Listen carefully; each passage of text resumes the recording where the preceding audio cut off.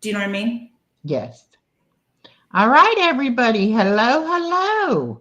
Hey, everybody. Hey, We- Echo. Thanks for having me here. I appreciate it. Well, thank you for coming. Yeah, We have um,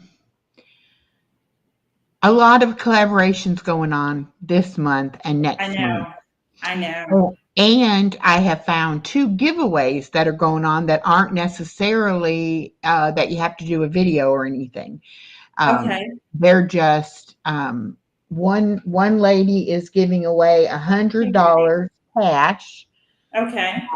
and all you have to do on that one is you watch her video and comment, and then she's going to have other videos between now and Christmas, and you just kind of did you connect it to your stream?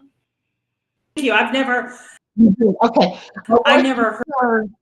I wasn't sure with this Yeah. restream if I had to do anything on my No, end I for had that to or sign not. up, and I could have done that yesterday last night because I was up, and I should have done Oh, that okay. last night, but did not. And I was like, oh my gosh, I thought it was live stream. I'm like, oh, that's easy. So, Well, welcome in, Rudy. Anyway, so that's one, and then Jenny's Scratch Made Kitchen.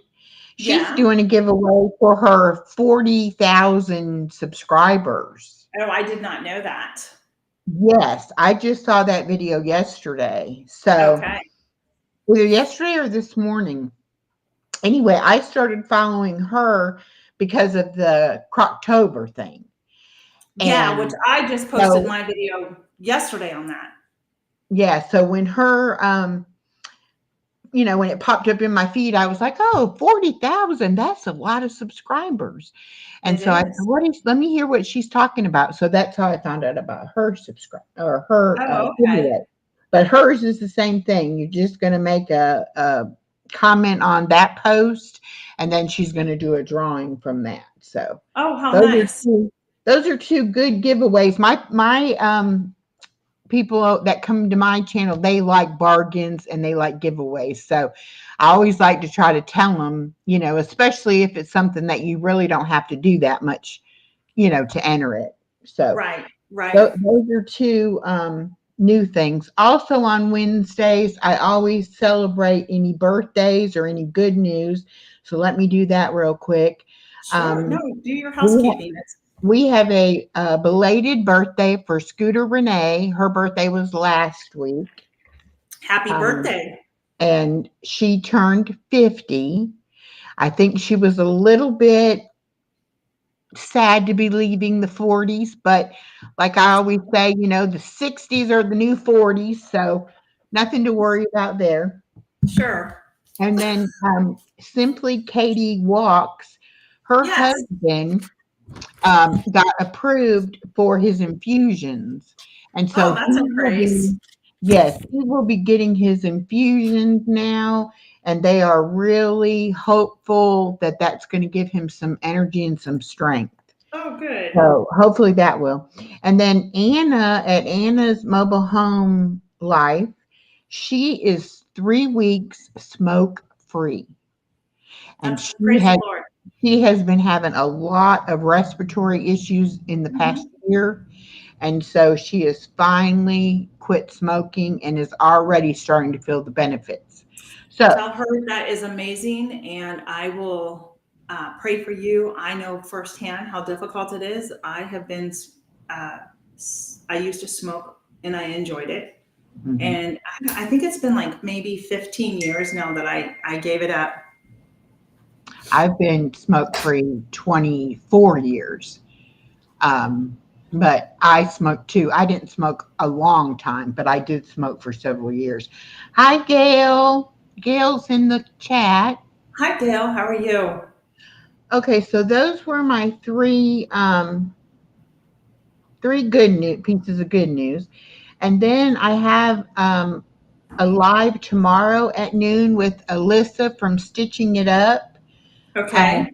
and Anna's in the chat now, Anna. We just got done talking. Congratulations on Yes. 3 weeks. Um, anyway, Congratulations. Keep it we're going. we're gonna do some trivia again tomorrow and Thursday. And then tomorrow night at 8 o'clock, I'm going to do the jigsaw puzzles. And then Saturday night at 7, we're going to have Crooked Peach on. Okay, nice. So that is what's coming up this week for us. So what I really want to know is what is the Piedmont, and what would I not know about the Piedmont? So I live in the Piedmont of Virginia. So my area I live in is the Piedmont. There's other Piedmonts. And Okay. during my research, I found there's a Piedmont in Italy. Oh, There's a Piedmont down in the Carolinas. It's just what they call the area in which I live. okay. So my husband used to go life in the Piedmont. And so it just kind of like, hey, this is my life in the Piedmont. So the Piedmont where I live, what would you like to know about the area? Where I live, it's a rural area. If you go east of me, it is more city life, which I don't want a part of anymore. Mhm. There are some gorgeous back roads in the Piedmont that you will go, wow, where did this come from? Which is how we found our property. You don't realize driving down the main road, like seeing these, huge mansions and stuff like that. But you go, who wants to clean that house, right? But once you get off, it's kind of getting off the beaten path, right? And just Right. taking a turn down one of these dirt gravel roads, and you just open up into this rural community and lots of farming area where I live. There are quite a few wineries out here, which it's known for. A lot of people from the east come this way on the weekends. It gets really busy for that. So yeah, it's just, to me, and we're not far from the Appalachia Trail. So there's another thing too. But yeah. We have a couple people have come in. We have Talus Treasures, Hey, Cher. Simply Katie Walks, and somebody said hi to the Chicken Ranch. So the Chicken Ranch might be. Oh, she's live also. That's what Rudy is. Susan. Oh, Yeah. yeah. Okay. I think what's his name said that. Yeah. Rudy. Yeah, that's fine. I'm not used to having a guest, and I'm used to really watching my chat and talking to my chat. And then Yes. when I have a guest, I start talking to my guest and I forget to look at my Yeah. chat. So, Tammy's here too from Mountain Grandma. Welcome in, Mountain Grandma. oh, yes. Oh, and Rebecca Touched by Yarn. Hey, Welcome, Rebecca. Good to Rebecca. see you. So anyway, I'm trying to get better at doing both. Yeah. And Paisley Dreams, welcome. Welcome. So It was interesting, Echo, because I was, it was really hard trying to figure out what to name my channel. And I mean, I like it, but I'm always up for changing it again too. But I like it for right now. It's my life in the Piedmont where I live. yeah. Well, I guess what I didn't know what a Piedmont was. Okay. And I was thinking it was, because you have mountain places where there's mountains Yes. and valleys, places, things like that, and Mhm. water, different lakes like the Great Lakes and things like that. And so I was trying to figure out without looking it up what was special about that area, or what did There's a that lot mean? of history. There's a lot of history here. Yeah. I will tell you, there is a lot of history. I didn't know that Yes. that they are Piedmonts in other places too. There So is. that's good. I'm glad I asked you that. Yeah. The WSFN channel, that's a new friend. Hello, welcome. I don't know who that is either. So yeah, we are, I mean, there's a lot of history within my area. The Civil War took place here. I'm not far from like West Virginia, Harper's Ferry area. You have the Civil War. There's Gettysburg and there's Antietam. So we are a very rich in history area within the Piedmont, where you can go to a lot of great places to learn about history and what took place here. And it's funny, the road that I live on. So my husband does genealogy. So there's a bed and breakfast not far from me. And during my husband's genealogy research, he found that his uncle, actually, who fought for the Union, burned down the barn of this bed and breakfast who we're actually friends with. And we all get a crack up over it. And it's just kind of one of those things, I think, not knowing much about the area when we moved here, that, your ancestors once rode down the road that you live on, which is so bizarre, Yeah, that is bizarre. And like you were saying about the name of your channel, I didn't even really think about mine other than, I was turning 60. I was 59. And I was excited. Hi, Creative Soil. Hi, Alan Williamson. I was excited about what the 60s were going to be like. Right. Now that in January, I'll turn 62. So it should have been the 6Ds, or I should have just not put a year. But it's okay. Most everybody is like, oh, living your best life at 60. That's great. And I'm like, yeah, I'm even older now. So. Right.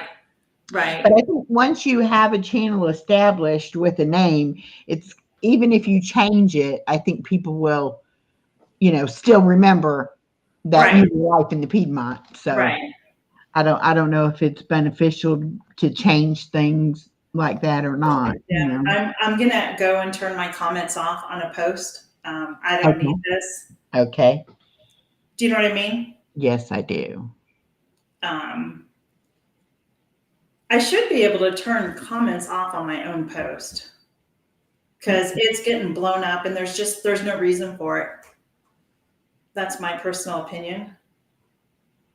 But yeah, so yeah, well, thanks, Tammy. I mean, I probably won't, but it just, I live in the Piedmont, life in the Piedmont. It's my life. I don't go to the wineries, although I have been. I don't drink or anything, but I have taken guests there, because there are certain ones that are just beautiful and relaxing. You can pack up a picnic and just kind of go and enjoy the scenery of the country and the mountains and the fall foliage. And so I have done that, and that's it. And I have done like there's one that I get invited to do, like, sell my products and stuff too, which is absolutely stunning. Like, I had never been there. When I was there, I was like, wow, no wonder people come here. This is gorgeous.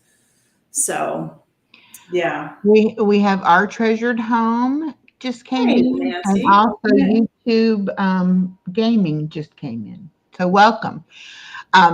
Yeah, that's one thing I miss. I grew up in Indiana, and I miss the change of the seasons and having the fall leaves, the colors, and all of that.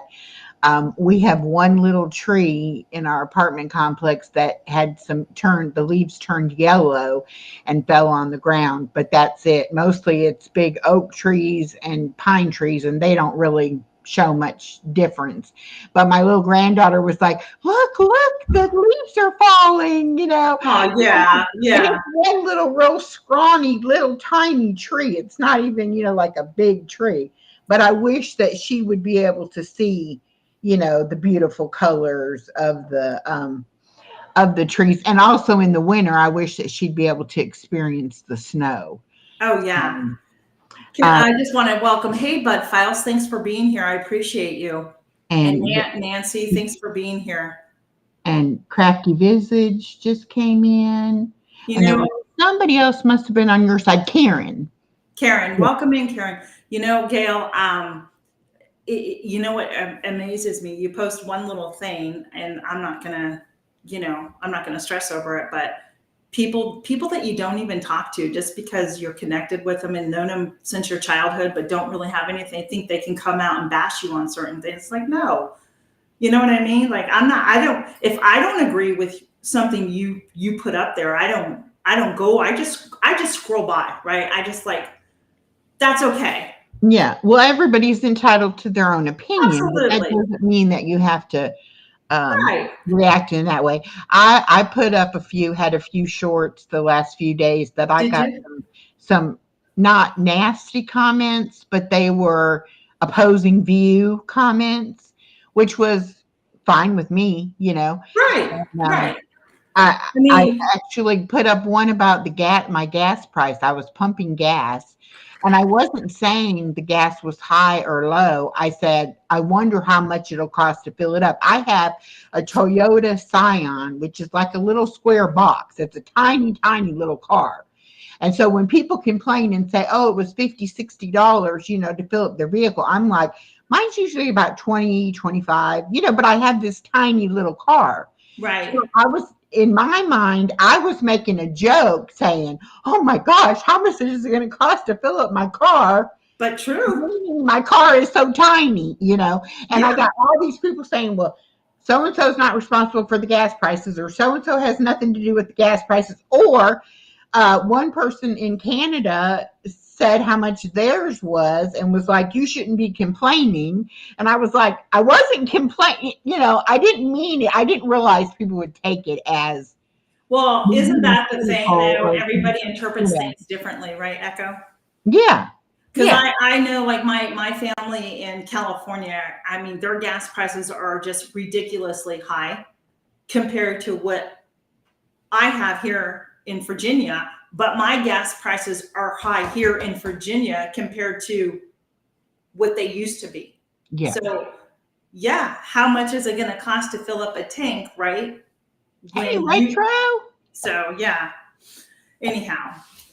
Yeah. I don't really ever think about what other people are going to think about what I post or what I videos and things like that. I mean, I started doing my channel for kind of to document my own journey. Me too. And so that my daughter and my granddaughter would have those videos and memories and things. And so it's really hard for me to try to edit myself and say, oh, okay, I have to be more mindful of a wider variety of people seeing what you put out. So I don't care if I get negative comments. I mean, like I've had the weight loss surgery and I get comments all the time saying, Right. you need to lose weight. And I'm like, okay, if you watched my content, you would know I'm trying and I've had surgery to help me, but they don't watch the content. They just see a video and they want to make a rude comment. So It's okay. You put yourself out there. I don't people don't need to understand, right? They don't need right. to understand. No, It's not for me, no. you know. And it is what it is. They're gonna, some people you can't please no matter what you do. No, it doesn't matter. You're right. Absolutely. I see some of the other homesteaders, and one of the ones today was, I think it was Ruth Ann Zimmerman. She was out there milking and she was drinking the raw milk, right, from a pitcher. And I guess stuff got said. I was like, oh, people, come on. If you don't like it, just go buy it. Just like scroll by it. You don't even have to comment if you don't like it, right? Right, right. Oh, it's I funny. just missed somebody. I'm sorry. So, your house didn't have any damage from the hurricane? Is that right, Echo? You guys No, just lost no. power, and you were able to get a hotel. Yes. Oh, Good. Jamie's Country Living. Hi, Jamie. Hey, Jamie. Yes, I live in an apartment complex, and the only thing that happened was we had one tree down in the playground, and then we had the cement wall around our dumpster. Mm-hmm. One of the doors to the dumpsters fell, and the wall fell over. Oh But my. it's directly catty corner from my apartment. And I feel like if the wind hadn't hit that and kind of got stopped, it Right. could have came on through and maybe done damage to the building. So it was a blessing to me that that's all that happened, that it knocked that down. Yeah, Um, absolutely. but we had my little town that I live in a one stoplight town. So it's very Okay. tiny, very rural. But my daughter lives in a town 20 minutes away. And I mean, every road you drive down, not only are there blue tarps on all the roofs, but Mm-hmm. there are huge, huge old trees that they've cut up now and they've got them stacked on the side of the road Oh, waiting to be picked up. Right. And there's still some down power lines. There's still some streets that don't have their street Really? lights working. And Wow. some areas still don't have any internet. Wow. I'm Yeah, not I see. I sure. don't think people realize how devastating it was in certain areas and Yeah. pockets of the country, you know? And the thing about it is like if you live in Florida or along the coastways, you have to expect to have Sure. hurricanes. Right. But I live in the middle of the bottom of the state. Right. We're aware people in Florida come to evacuate when there's a hurricane. Yeah. So Yeah. we very rarely, ever get any kind of hurricane. Last year's hurricane, it had been 165 years since a hurricane had hit in this area. And then we had it last year, and then we had it worse this year. Yeah. It's Now, been, when they say a hurricane's coming and might come by here, I'm going to be a little bit more concerned. Whereas before, I would be like, oh, it'll be a little wind and a little rain. It'll be like a tropical storm. It won't be a big deal. Oh, no, it was a big deal. There are so many houses that big old trees. mm-hmm. So much to the point that my daughter said, when I buy a house, I'm not having any trees. She said that, these people, they love their old trees. And in Right. the South, the bigger around the tree is, the better it is, Right. And There's like example in California when you get really heavy rains, you're up in the canyons like Malibu and stuff, and there's always mudslides and homes, go off. And I asked myself, at what point in time are you going to stop building homes there, knowing that this happens, right? right. You just, yeah. But So, and I feel so bad for North Carolina because me too. North Carolina wouldn't have had the devastation that they got had it not been for the water. Right. Because they opened their dams up and basically flooded themselves to stop them from bursting. Right. Hi, Simply Jan. And also Templin Acres. Welcome, welcome. Who is it? Country Acres? Templin. Okay, Templin. Welcome in. Yeah. But so I really feel bad for them because I'm sure they didn't expect hurricane damage like they got either. Right. But it's not something that they say be prepared for everything. Right. But if you're not in the area where it normally happens, you're not really prepared. And then if you are in that area, then like my sister lives in Sarasota, which is right on the coastline. Oh, yeah. And they when Milton was coming, they did fine through Helene, the one that hit us. But when Milton was coming the following week, they actually had a trip planned to go to Maine. They went ahead and moved their trip up so that they wouldn't be there when Milton hit.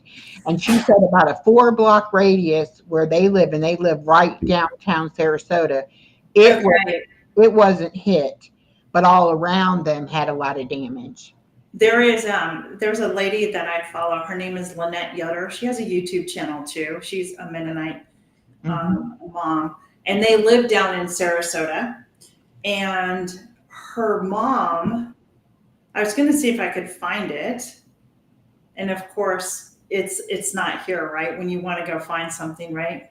Right. I was going to show you. I think it was it Hurricane Debbie that had come up through there? Was there a Hurricane Debbie this year too? Wasn't there? Yeah, Hurricane Debbie was right before Hurricane Helene, which we only got a little rain from Hurricane Debbie. Yeah, but that hit down in Florida more too. Yeah, for some reason it's not showing. I don't know why. It used to be like right here, but anyhow. Here it is. This is their house down there in Sarasota after Hurricane Debbie, her parents' house. Oh my goodness. Yeah. Wow. Thankfully, her mom and dad weren't in there. Her dad was with them, and I think her mom was in Ohio helping take care, but I've been kind of watching her and the family. They just demolished the house, tore it down. They did end up buying another home somewhere else, but they still have the lot there. They're not sure what they're going to do with it because I'm like that whole street, I mean, Yeah. if you didn't get out, it was pretty devastating there. So, Yeah. yeah, And that's the thing. When they say mandatory evacuation and the people who don't go, right. those are the people that end up on their roofs, stuck in the water, and they got to wait for somebody to come with a helicopter. Yeah. And that was one thing about in North Carolina, they had to suspend any rescue by land because everything was getting stuck in the mud and Right. the water, and they could only rescue people by air. So that's Right. Right. seriously bad. Yeah. Yeah. It's just been devastating, which has been just really hard to see so many people, displaced. I want to ask you about your author event. Sure. How did you get started doing that? And have you written a book yourself? Those are two good questions. Okay. So, how did I get started? So I used to just read and review books for a lot of the authors, and there was myself. So let me back up. I went to my very first author event held in Ohio. It was a Girlfriend's Getaway Weekend hosted by Shelley Shepherd Gray, and I had attended that. And it was a lot of fun. It was fun meeting people, seeing different parts of Ohio's Amish country, and meeting people that you're connected with on social media, but now you got to meet them, face to face, and, finally give a hug to that person that you've known for a couple of years. Anyhow, when I returned, me and two other friends that were connected on Facebook, I said, hey, I think we should do this in PA because, not everybody can go to Ohio, right? Right. So we said, let's do one here in Lancaster and let's see who we can get. Well, that was held in 2019, just before the shutdowns. It was the summer of 2019.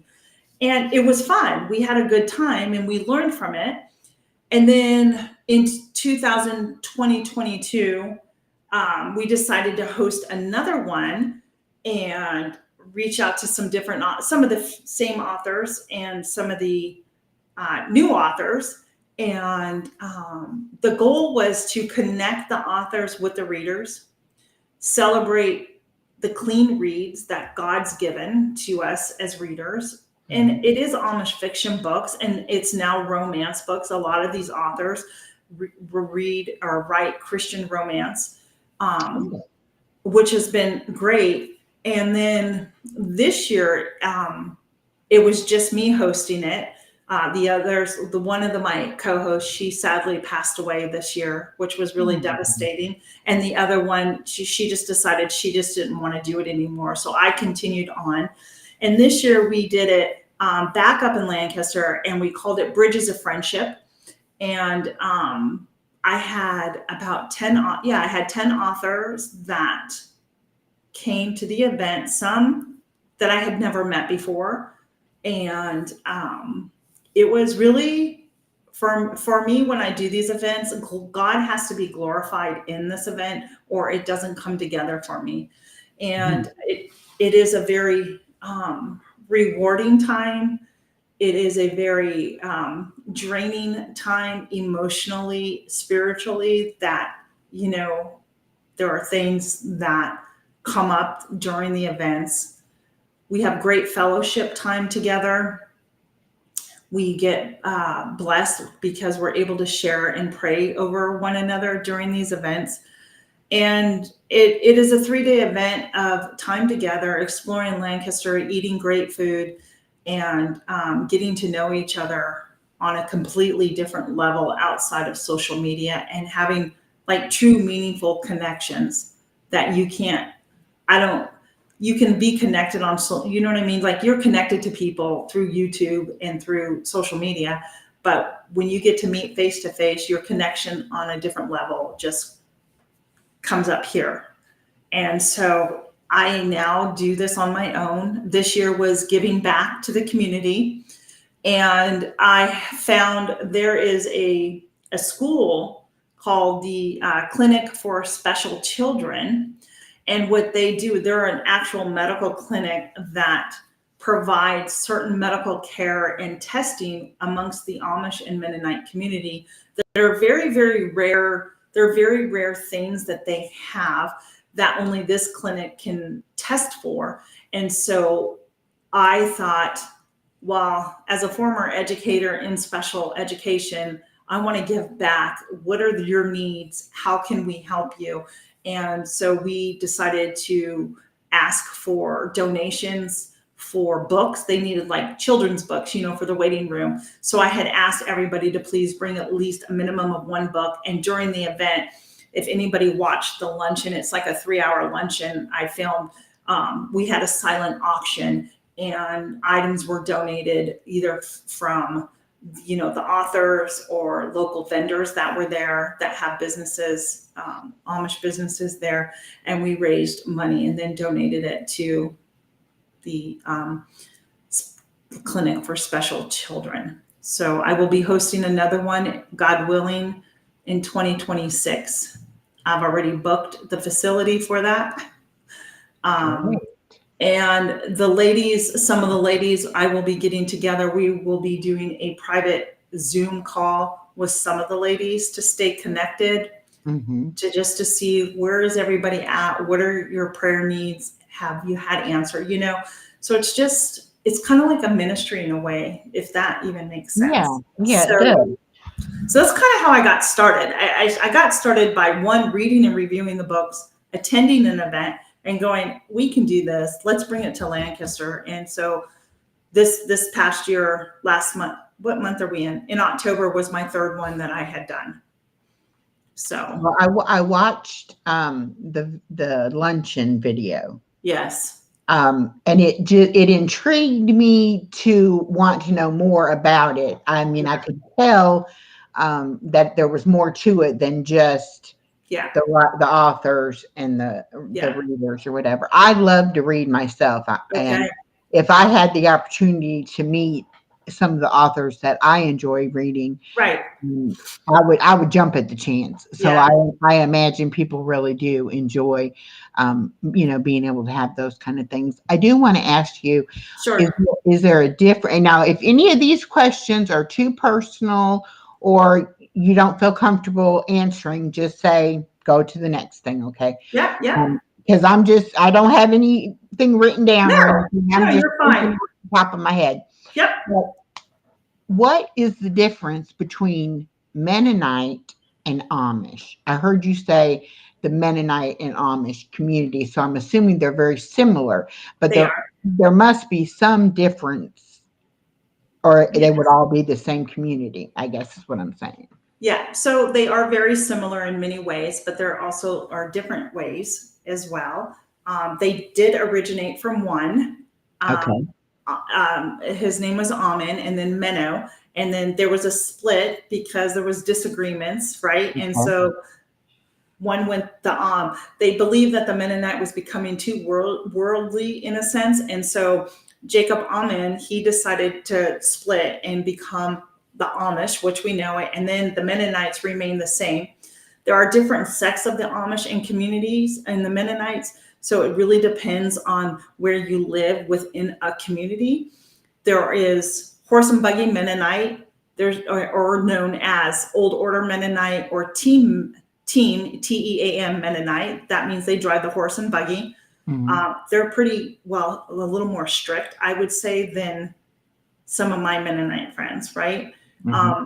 Amish, there's Old Order Amish as well, which are very strict. I know. And then there's Schwarzentrooper and Amish that are ones who are extremely strict and don't have like the indoor, I want to say plumbing. I could be wrong. electricity. My Amish friends don't have electricity either, but they do have the indoor plumbing and they do have certain things. So yeah, does that, I don't know, does that answer? It does. It does. I mean, they both drive horse and buggies, but the looks of the horse and buggies are completely different. In Lancaster County, you will see the Amish drive gray and black buggies, where the Mennonites will drive strictly black buggies, and the design of it is completely different. And the dress is completely different, where the Amish wear a solid prints, or minus the print, a solid color dress with like an apron, either it's a full apron or a half apron, where the Mennonites would wear very much what I am wearing, with a cape. This is just an extra protection. It's called a cape dress, and usually a matching apron that goes over it. Even the bonnets that they wear are completely different. Lancaster Amish have the heart-shaped bonnets, where the Mennonite have just more of a round bonnet that they wear on their head. And so this is all, it's based on their religious beliefs. Yes. And okay. So that's what I kind of thought. I was raised Lutheran, and Lutheran is an offshoot from Catholic. Right. Lutherans didn't like all the rules, the strictness of the Catholic, and so they broke off with Martin Luther and made their own religion or their own denomination. They all come out of that Reformation Act, right? Yeah. It's all kind of one big huge thing. And yeah. Okay, so that's what I was wondering about that.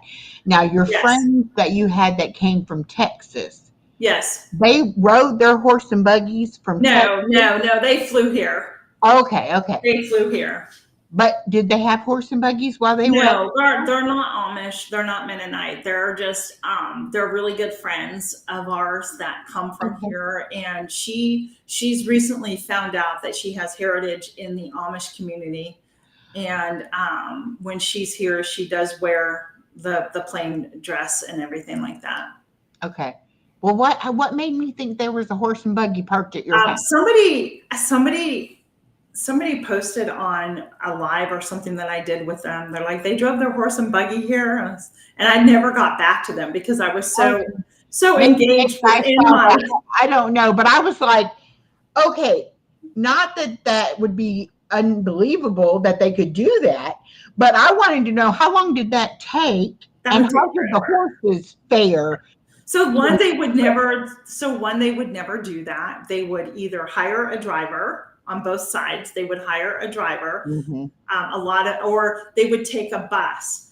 Now, if you lived in Sarasota, Florida, come December, January, and February, you will see a lot of the Amish on the buses coming to Sarasota from Indiana, Ohio, and Lancaster. And that's where a lot of them spend their winters down in Florida.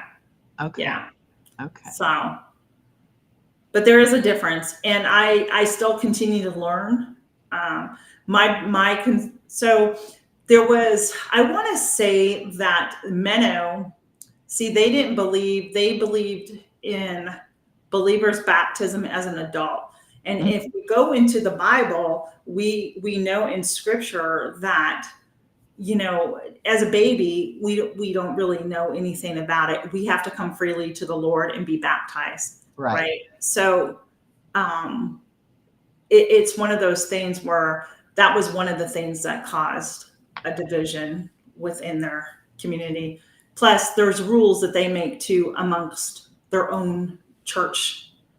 You have the bishop and then you have deacons, and we all have to have rules, but there are rules that I may not necessarily understand because I'm not part of that culture nor community. So, yeah. Well, I'm very curious about all different cultures and communities.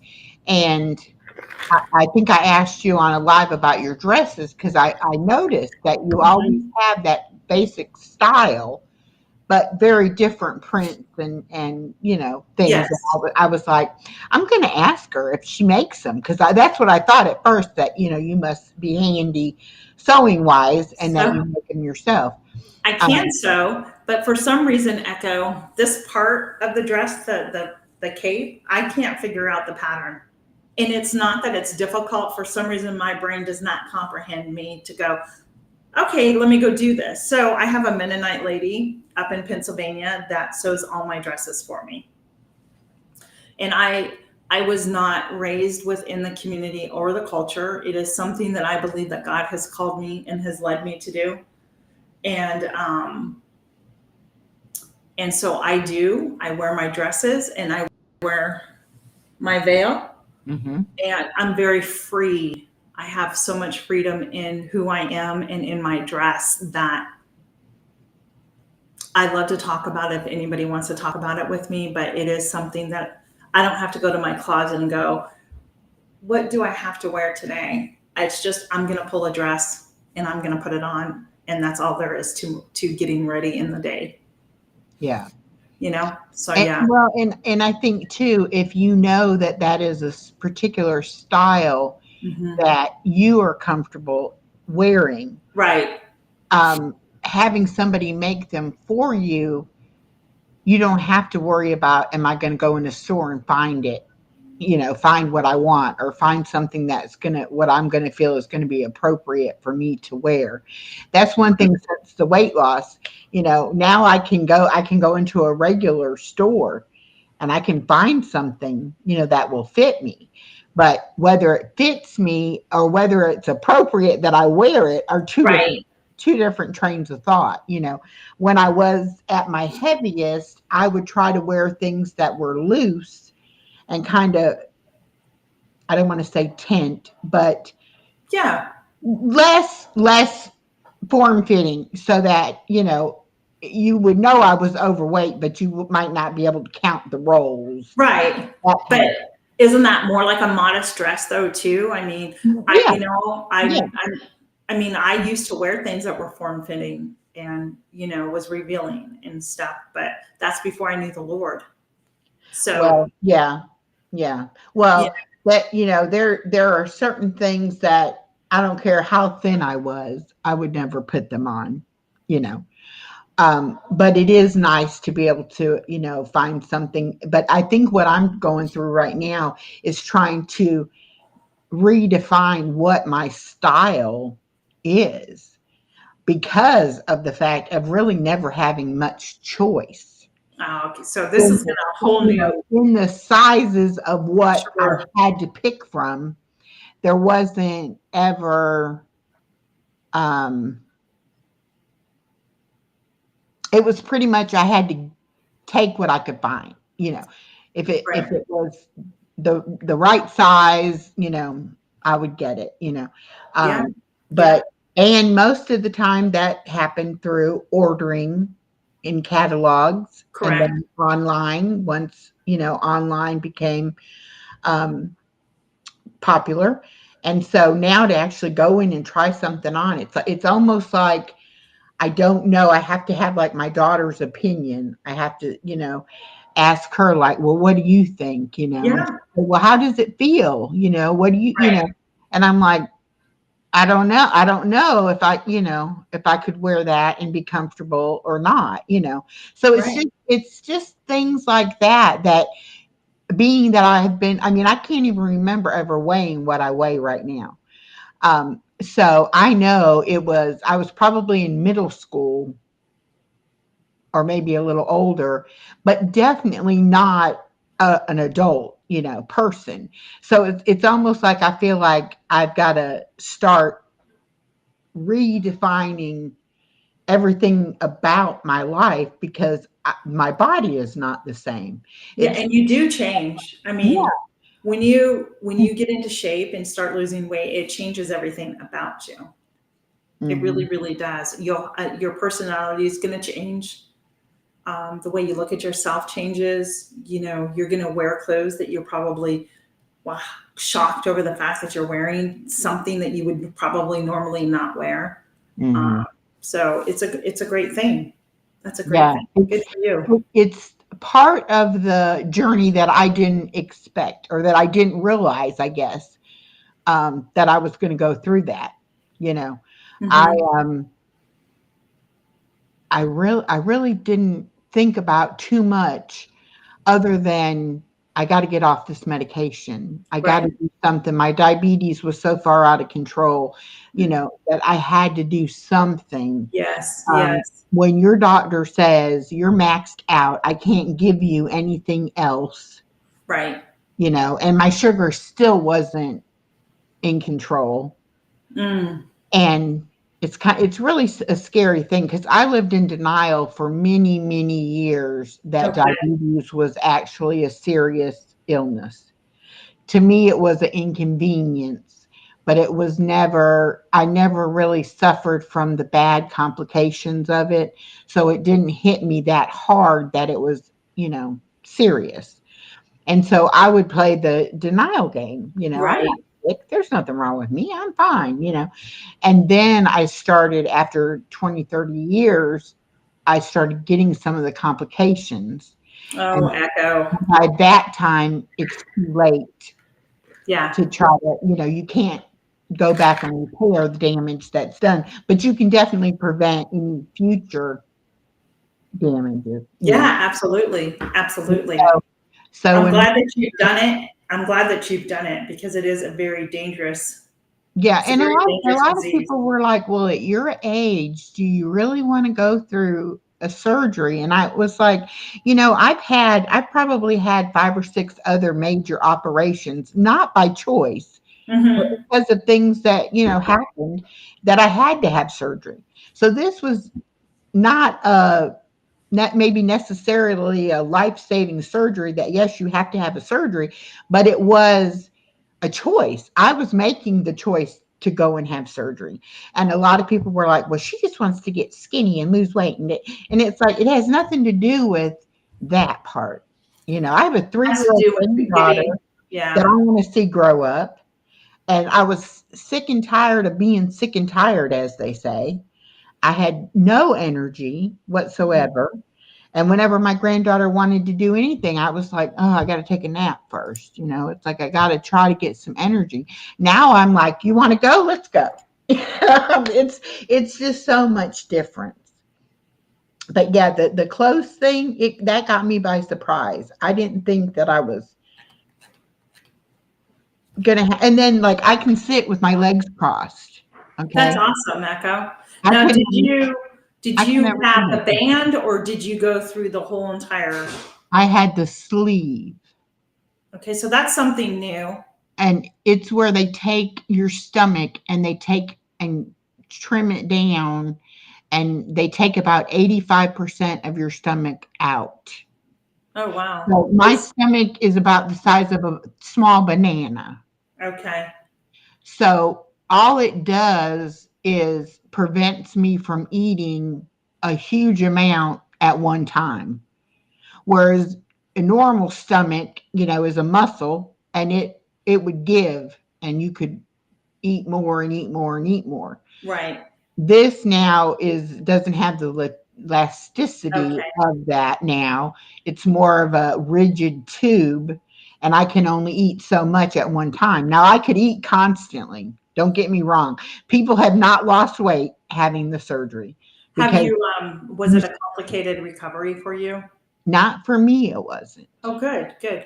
Because I know back in the day, I knew people that went and had the bypass. Yeah, no, the bypass is different. We are talking serious I couldn't complications. do the bypass Okay. because I had a cesarean section, a vertical, Okay.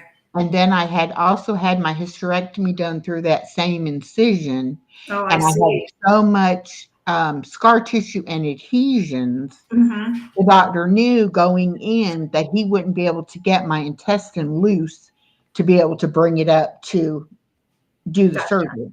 Right. And yet, when they went to do my sleep surgery, it took him about an hour, he said, just to get everything loosened to get the equipment in there, Oh, because yeah. they do it laparoscopically.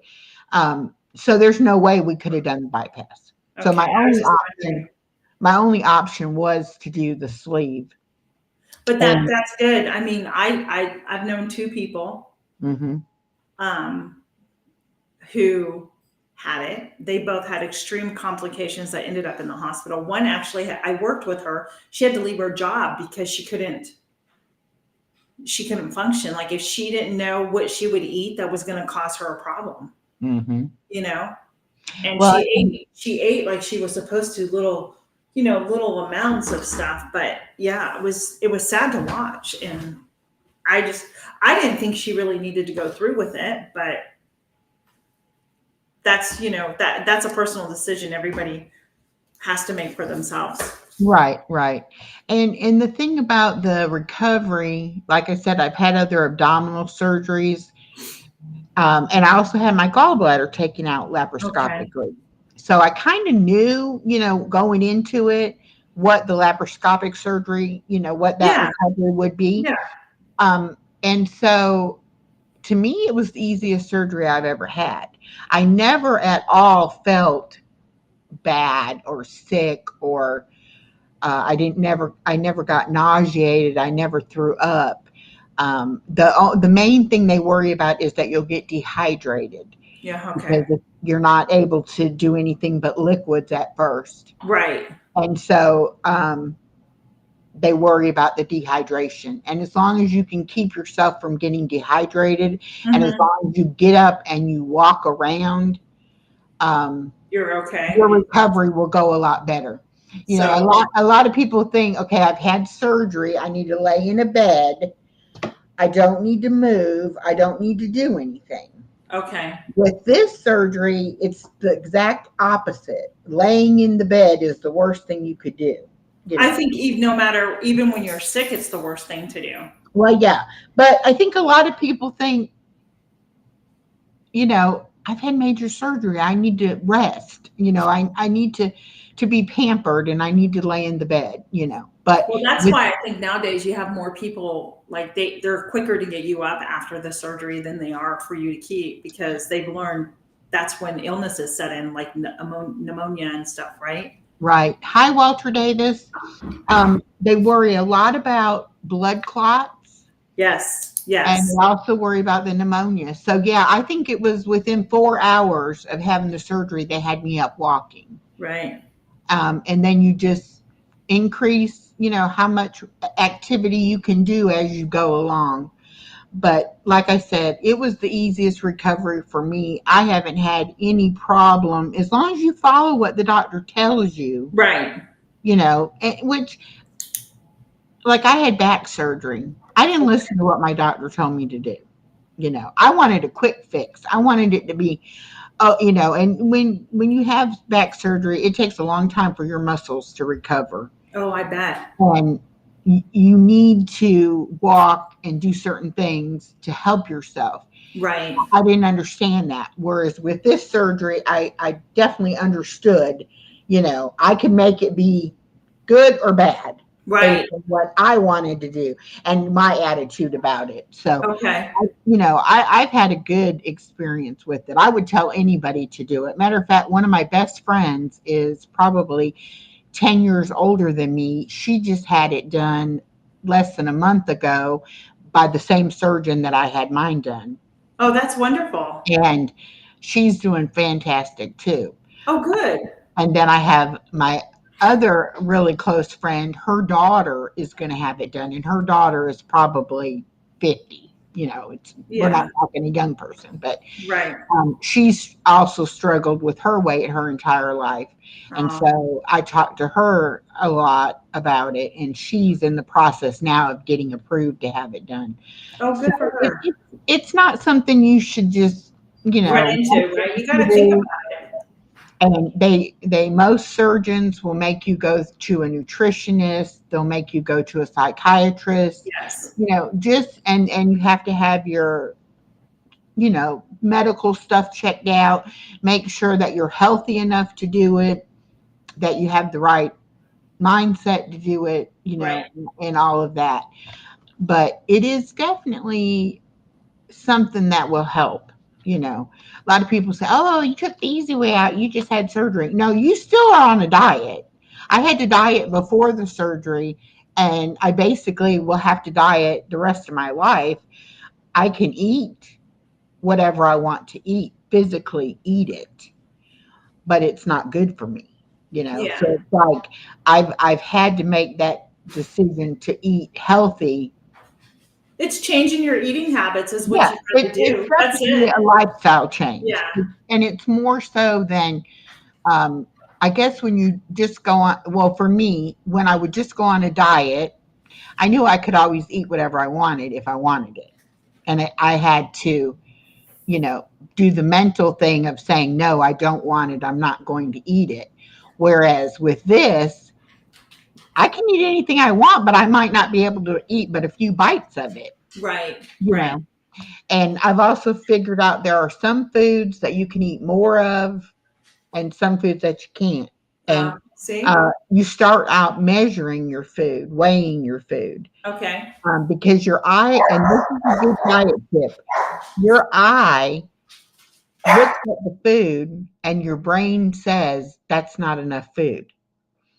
So when you put your food on your plate, um, most people put more food than they actually, need to have or are going to have. And then they don't want to leave it on the plate. So they eat it anyway, even though they might be Right. full enough to stop. So they have us, instead of eating on even the small salad plate, we eat off of like a saucer plate. Yeah. It's funny. I don't use our big dinner plates. I use like the next size down and put the Yeah. food on there Yeah. for portion control, basically, is what it is.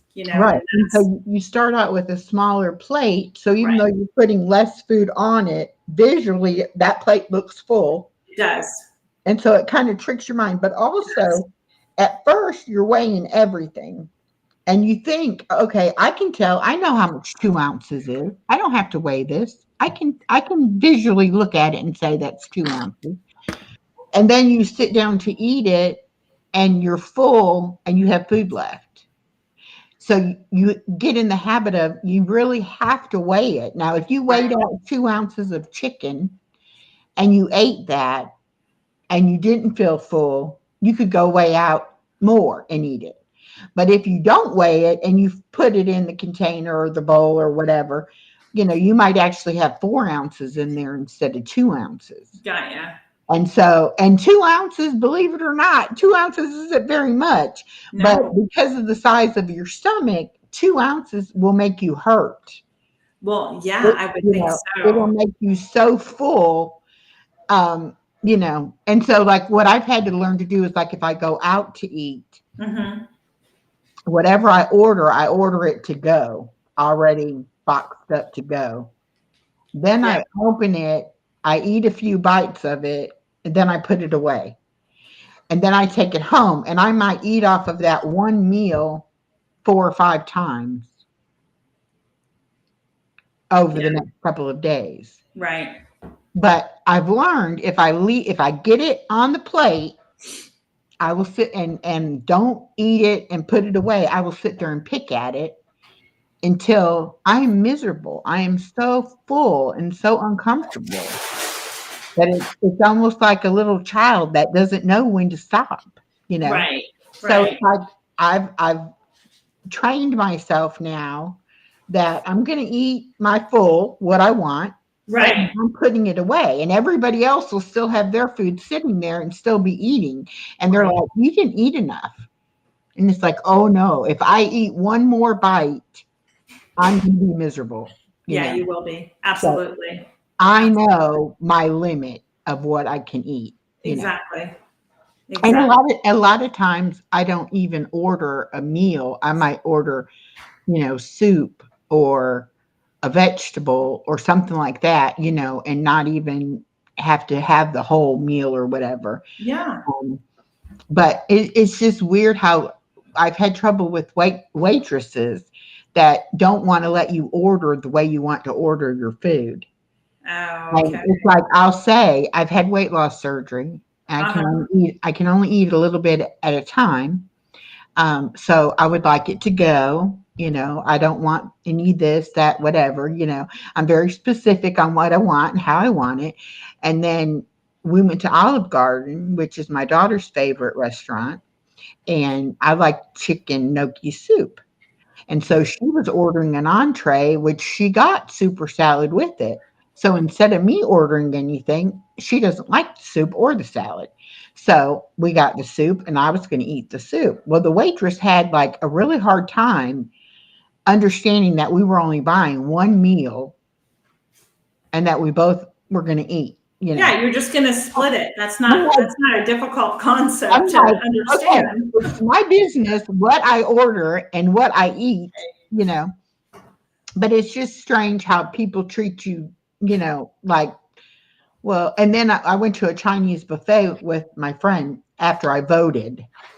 And we were going to a different Chinese restaurant that had a menu that I could have ordered off the menu.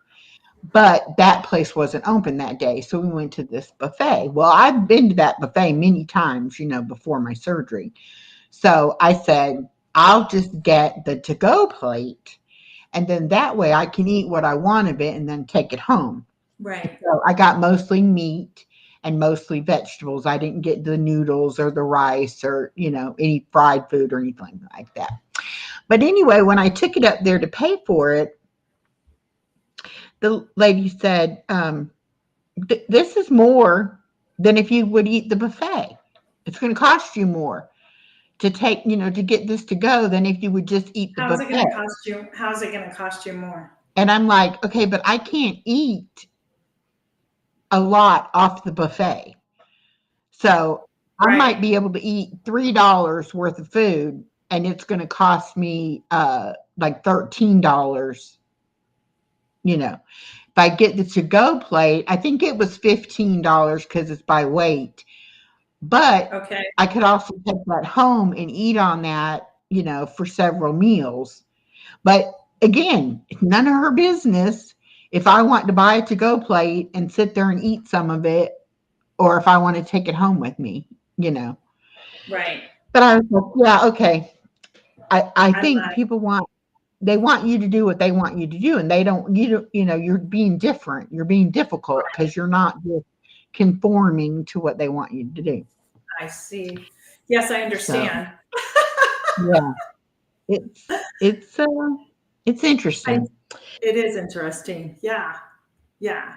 So how did you I'm going to ask you just because, how did you start you just wanted to start documenting your life? Is that what you wanted to do when you started? No. Well, that's why I actually started this channel.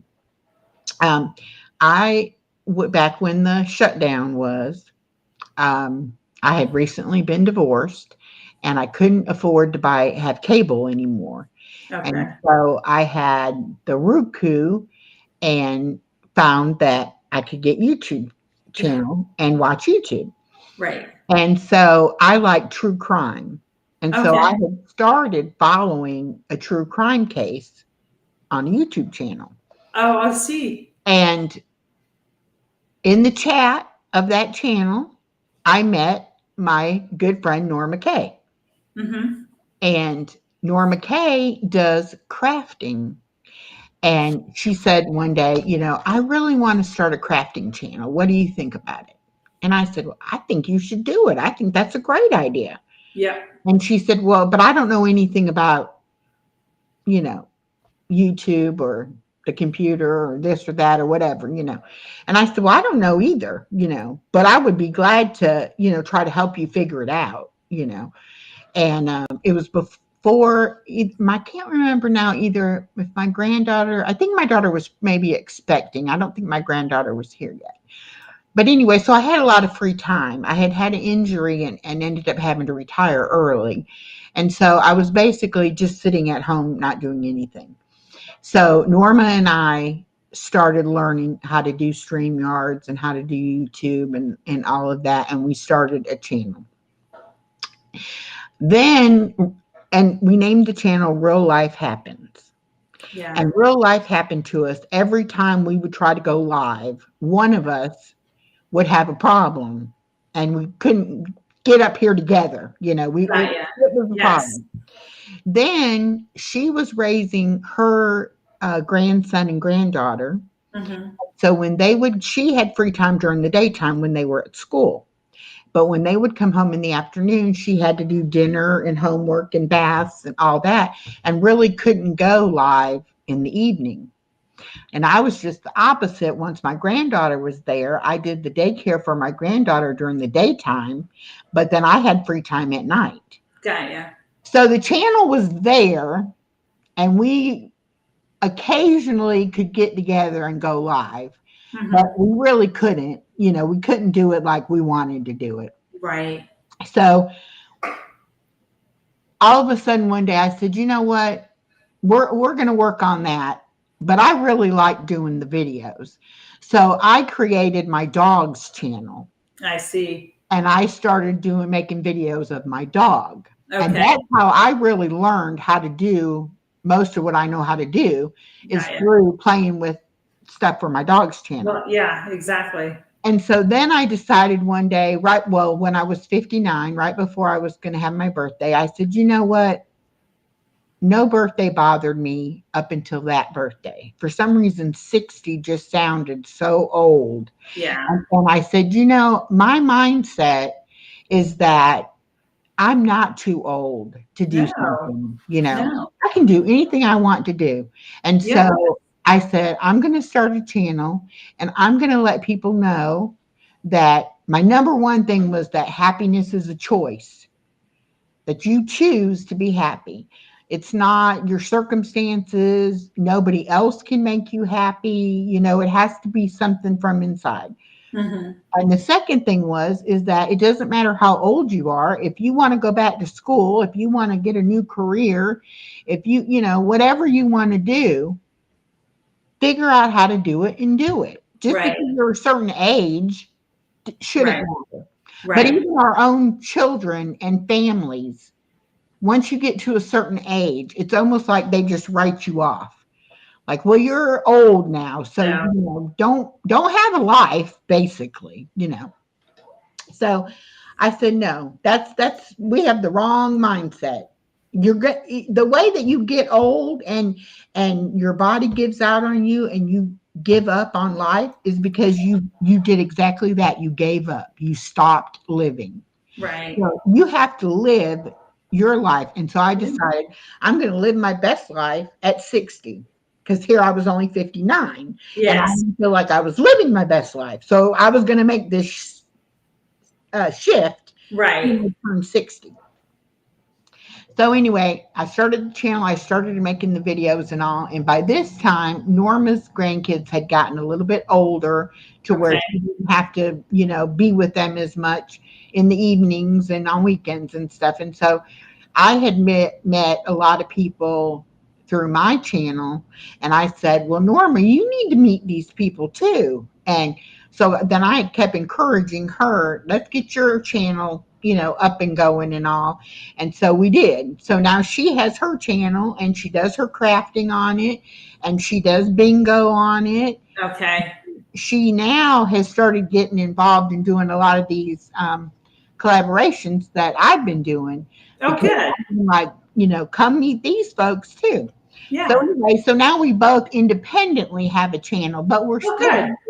very good friends. And it's kind of like, if I figure out something, I'll say, Norma, let me show you this. This is what you can do, or Sure. this is this thing. Or if she figures something out, she'll say, hey, did you know about this? And I'll be like, nope, didn't Well, know. I have learned that 9 times out of 10, you can find it, your answer on YouTube if you're trying to figure out something, Yes. that will show you how to whatever it is that you're trying to do.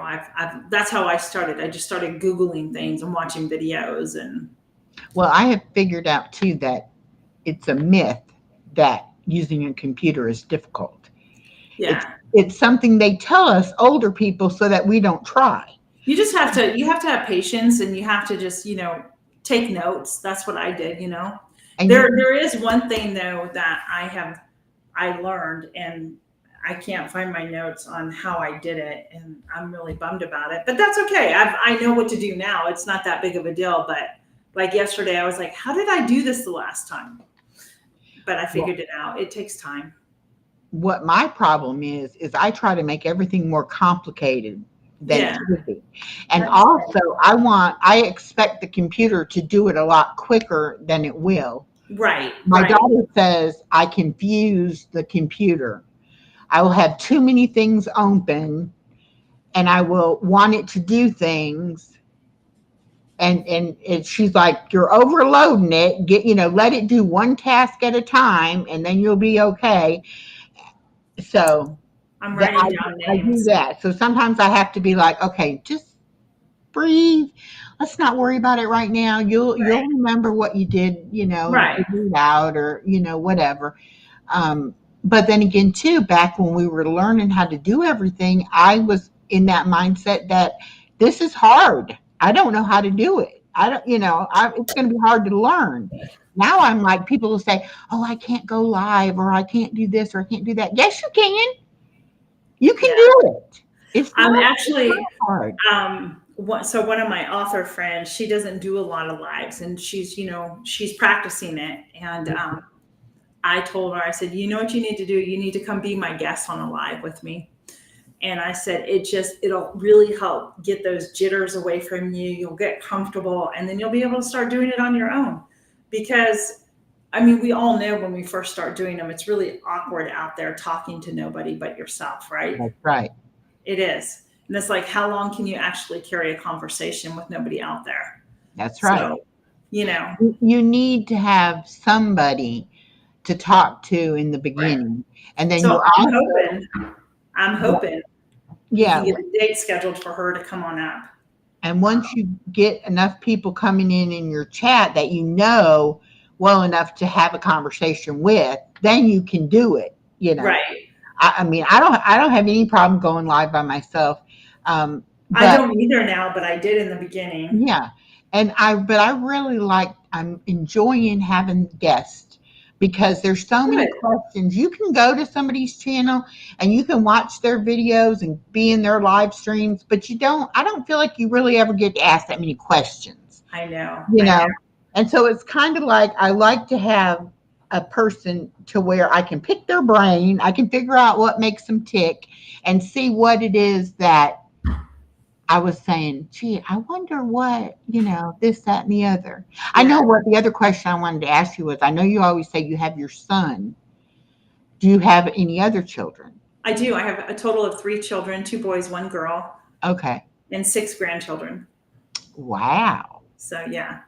So our one son, he does live with us and we love it. He may not like it, but he's so helpful. He's such a blessing. Like yeah. Is he the baby? No, he's our middle. Oh, the middle. Our daughter is our baby. Oh, okay. So yeah. But it's just such a blessing, so yeah. But you had asked me a question and I did not answer it. And you asked me about if I've written a book. Oh, yes. Yes. So I've been encouraged to write a book. And I started, it's about my journey through Christ and what brought me to my point now of modesty, dressing, and covering the way that I cover. And so when I talk to my Amish friends and stuff up there and those that I've met, they've always expressed to me just how they think I'm like this strong person to go and do this because, that's something they've always been raised with. So they really don't know anything different, unlike me, if that makes sense to you. And so I've been encouraged. And they don't understand that you are making the choice. Correct. And so there's a big difference between making a choice versus, I have Vent Hill Farms. Yes. Now, why do I know that name? Somebody just asked me at 12:20, and I'm just now seeing the question. That's coming from the WSFN channel. Have I ever heard of Vent Hill Farms? That is very familiar to me. So it is something that I've been encouraged to do, and I have written down quite a bit of stuff on it already, stuff that you have to dig back into your past that isn't so fun to go do. Yeah. because you're being when you it's like being on social media, right? You're vulnerable because you're Right. putting yourself out there. Well, what if I put stuff out there? How's that going to be received? And I have to remember that it's not about me. This is about glorifying God and what God's done through me. Right. But are you going to write it in the perspective of that it's your story? Or Correct. are you going to write it that it's someone's story? No, it is going to be my personal Your memoir personal in a story. sense. So, yeah. Yeah. So in order to do that, you have to tell Yeah. whatever. And I have been, and it's been difficult Yeah. because you go back and you sit there and go, oh, and you cry a little bit, and you just go, really? Do I have to? Hi, But Kristen. if I'm going to do it and glorify God in it, then it has to be truthful. Because I'm like with your journey, right? You don't know who you're going to reach out to. You don't know whose life you're going to touch through your journey. Maybe words that you spoke today to somebody who's not in the chat is resonating, and you've planted a seed. And that, to me, we don't know the seeds we plant along our journey, right? We just don't. And that's where I told you at the beginning, like, it doesn't matter. You don't have to understand it, because it's between me and the Lord. And if I believe that's what I'm doing is correct, and my husband is 115% supportive of me, then that to me is all that matters. And nobody has to approve of that, right? Right. And that's what they see as your strength, is because you don't care what anybody else thinks. Your relationship with the Lord is the thing that's centering your life. That's right. That's what's important to you. Yeah. It's not important to you what anybody else thinks. So yeah, and that's one of the things where Retro Music Man, I'm just now seeing these comments come up, so I do apologize if I haven't said anything. Thanks for being here, Retro Music Man. I actually, guys, I do take notes of the channels because I like to try and get out and support. Echo's been a supporter of mine, just coming to chats, and that's how I met Echo. Okay, Walter, thank you for coming. And Jan, you have a good day now. Thanks, Jan. Yeah, I love to support other channels too. Yeah. I know it's really overwhelming for me. I will go and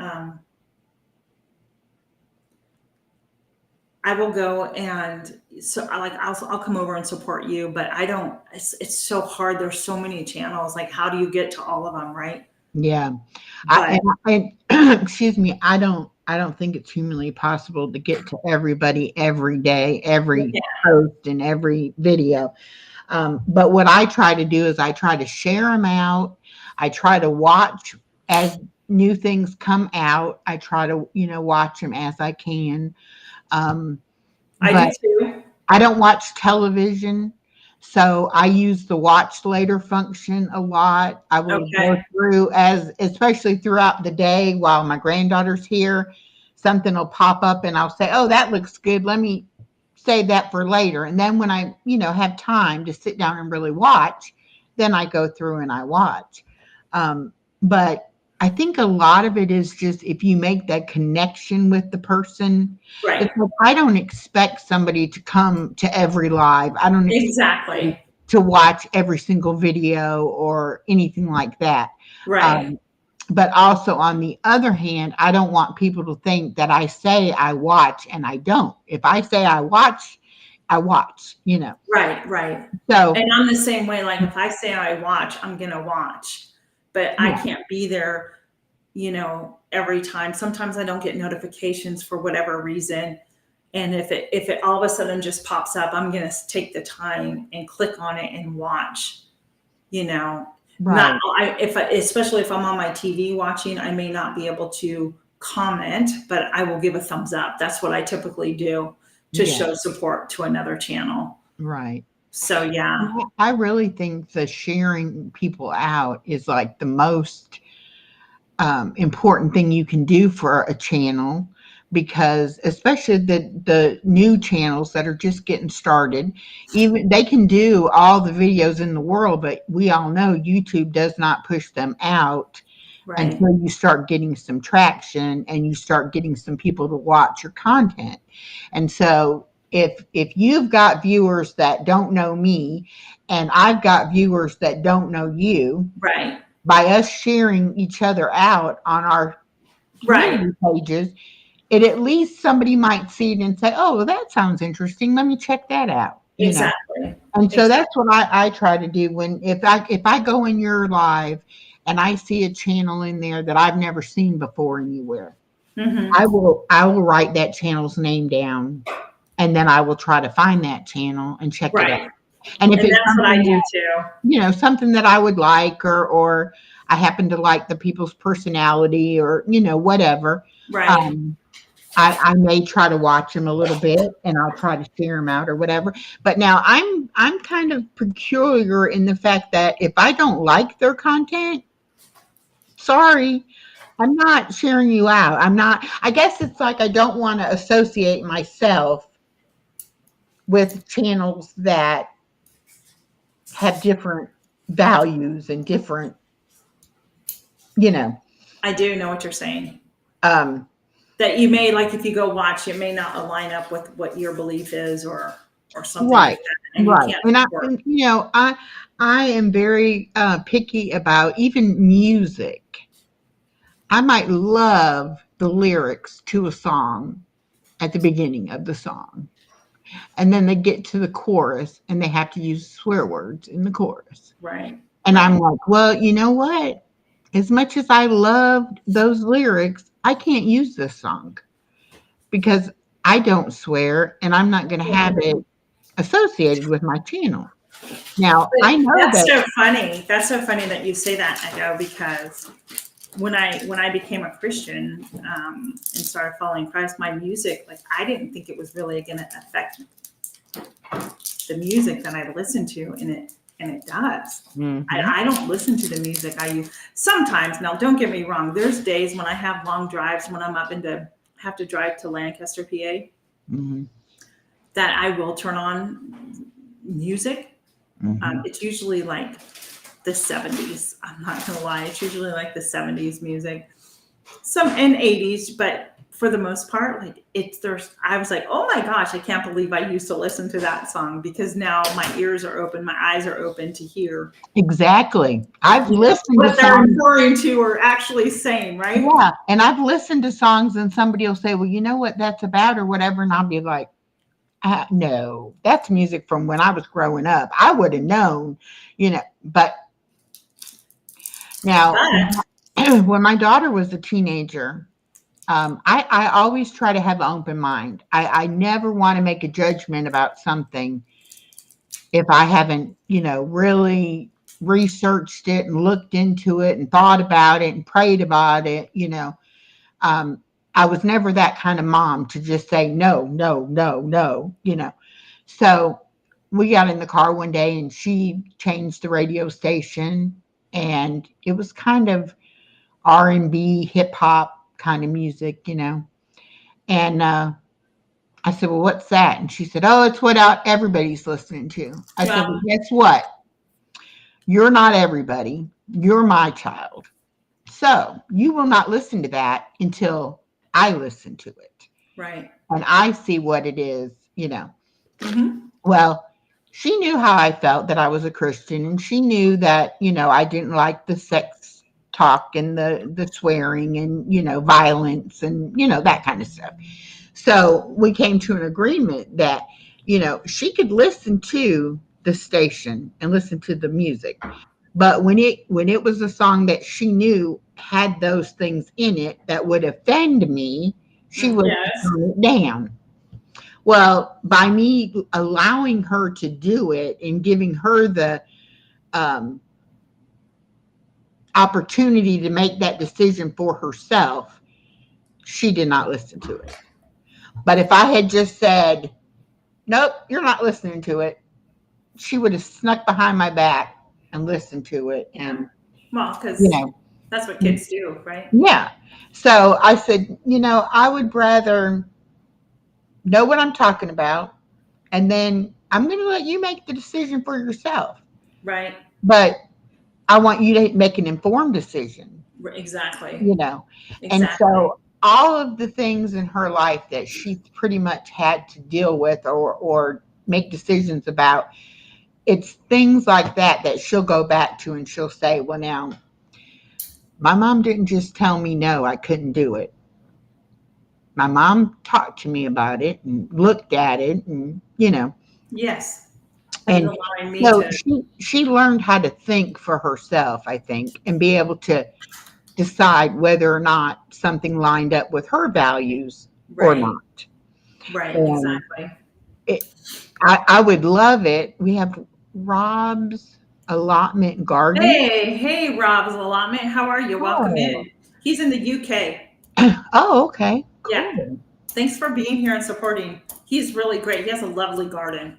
Oh, Like good. he does. He does. He's really kind. But now my daughter is a school teacher. She teaches third grade. And she sees things differently, right? No, no, no. She is trying to get the kids to see things the way she sees them and to get them to think about things and to make choices based on, especially when it comes to their behavior. Sure. Um, a lot of the teachers are very strict and just, these are the rules, da da da da da da da.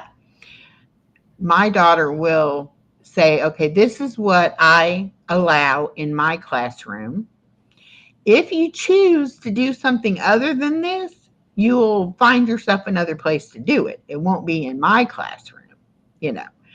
And it's just really a lot of the kids will come to her and say, I used to come to school and want to fight every kid. It was like I knew I was going to have a fight every day Mm, because they just had such a miserable home life, and nobody really loved them or cared about them or encouraged them that they could do something with themselves. right. Right. And being that my daughter is like, no, you're better than that. You're not a kid that has to fight every day. You're smart. You could be a doctor, a lawyer, anything. That's right. And now they'll say, so and so wanted to fight me, but I remembered what Miss Bivens told me, and I said, no, I'm not fighting today. Yeah. I was a former educator, and so I worked with emotional disabilities when I left the school district. And so it was the same way, Yeah, it's about them not believing in themselves and having that support system at home. And it's sad, but it's also, and I learned too, it's also them making poor choices. right.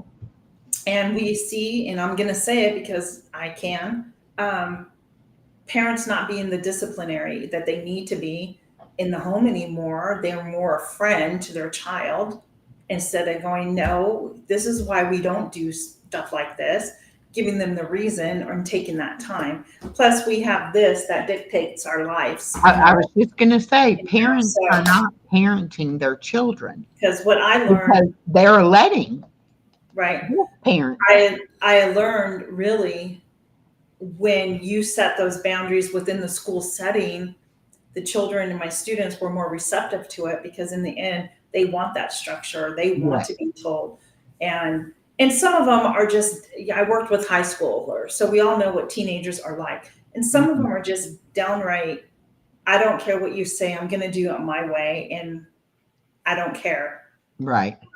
Very few were that type of an attitude with me. I mean, I had one, but he was like that with everybody. He was more of an issue than anybody. But for the most part, my students, they loved me, they respected me, they loved that I was there. And yeah, I was like that mother figure to a lot of them. Do you know what I mean? Yeah. That maybe, Amen. Yeah, and that's the thing. When you're not getting what you need at correct. home, Right. you're going to look for it anywhere.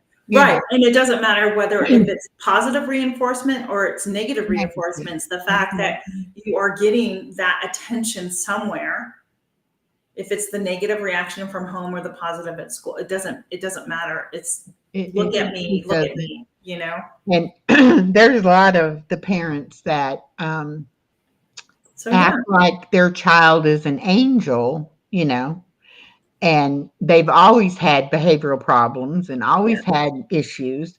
And but right, when they bring it up to them, or when they want to know why is the child failing, well, my daughter will be totally honest with them and say, they're failing because they don't sit down and do their work. right, They're exactly. too busy messing with everybody else and arguing and Yeah, disrupting the class and getting kicked out of class and right, that kind of thing. If they would spend their time in the class doing their work, right.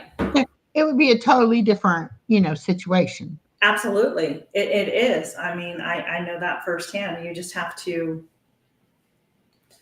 It's hard. It's not easy. It's never easy. No, it's not. So I'm But just trying to see who is still here in the chat over on my channel. Thank you for okay, hanging out for so long.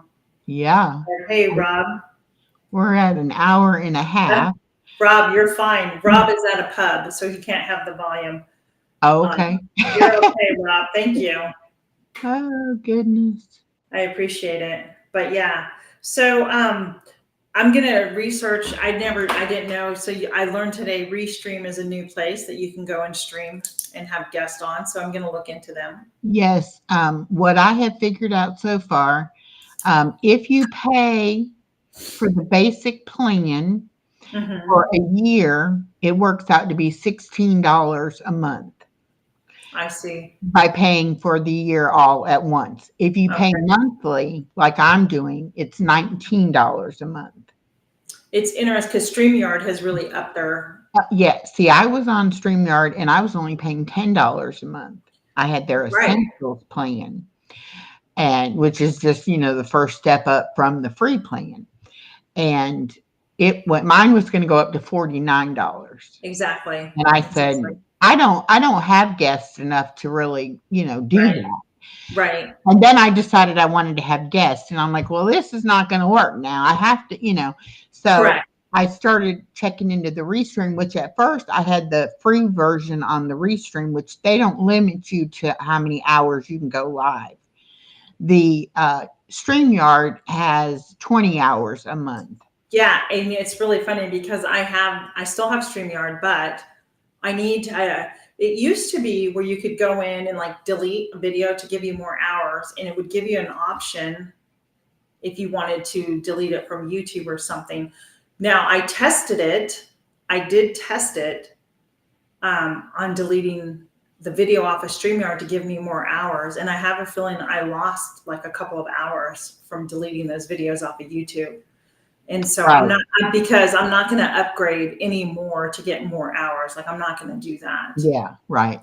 So So the main thing that's different is just, I mean, they still like sharing the screen is the yeah, same. You still can have different configuration of the guest or whatever. I think I can have up to 6 people at one time.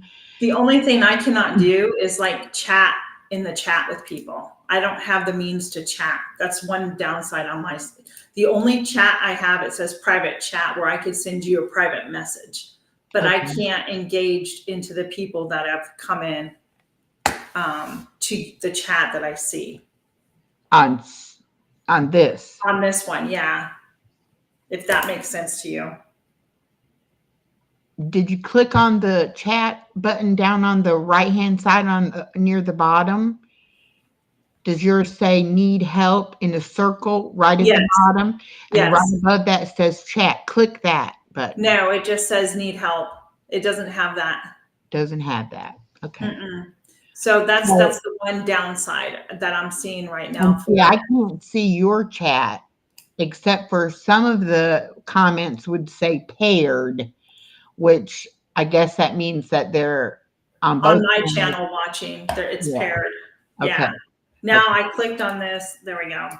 Yeah. So that's the one thing. And I was writing down blessed something.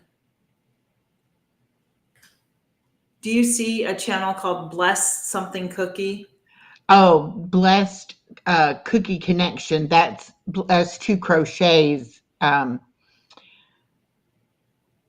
collaboration. That's correct. I've already done that. I submitted in. Oh, Yeah. shoot. Hi I said, Yarn Works by Lydia and Hi BNS Audio or Odyssey. Sorry. now if I go to YouTube on my phone, I can chat, Yeah. but I don't know how that works. And You know, that's what I always do on mine is I always have it pulled up on my phone. right. And sometimes I'll type on the computer, but most of the time I will type on my phone. There's some things I like doing better on the phone than I do on the computer, and some vice versa. So, Yeah. but yeah, that blessed cookie connection, those I just have in my Nightbot. I have some of the collaborations in there. Yeah. I'm still trying to figure out how to, Oh, and Templin Acre said she was talking about Mary from Blessed to Crochet. oh, okay. Maybe Yeah. that's what you saw. Okay. My, I'm still getting comments on this post on Facebook, and I've tried to like stop. That's crazy. Do you know what I mean? Like, I can't stop the comments from coming in. So, and I'm letting all the people who I'm connected with are all taking a stance for me and not against me. But it's just like, that is just so ridiculous, right? Mm-hmm. I used to be able to like, I don't know. I used to be able to stop comments, like turn the commenting off, and it's Yeah. not letting me. I think maybe I'll be able to try and do it when we're done with the chat and go up onto my laptop. It's Yeah. ridiculous. So, Okay, so tell me about your collaboration real quick. The mine. gifts from home. So it's called Gifts from the Home. It's going to be starting. Let me get my notebook out. You're in it. Yeah. I wrote you down.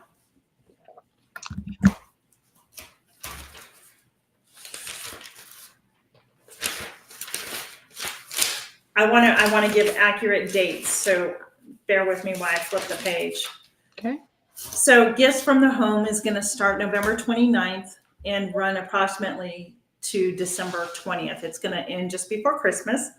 And basically it's about making gifts out of your home, whether it's food items, craft items, whatever it is that you make and give as a homemade gift to somebody.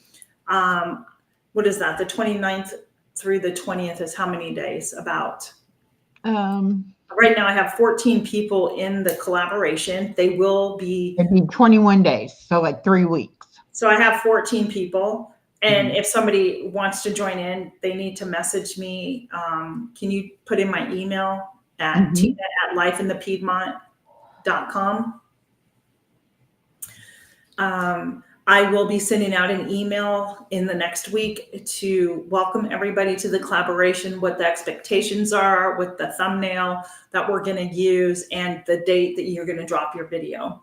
So I do have 14 people. I'll probably make 2 videos myself, maybe more if needed.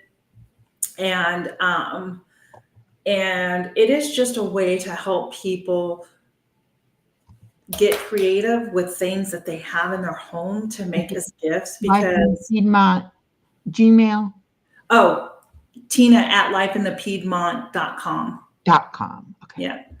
My husband's working on a website for me. Oh, cool. Yeah. I wanted to ask you about that too. Your the things that you make and sell. How you So got I'll be doing honest with you. The only things I do are pretzels, donuts, and breads.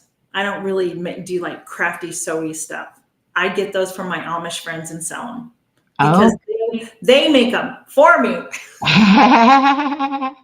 It's their business, and it's nice because I help them out and it helps me out. Yeah. Right.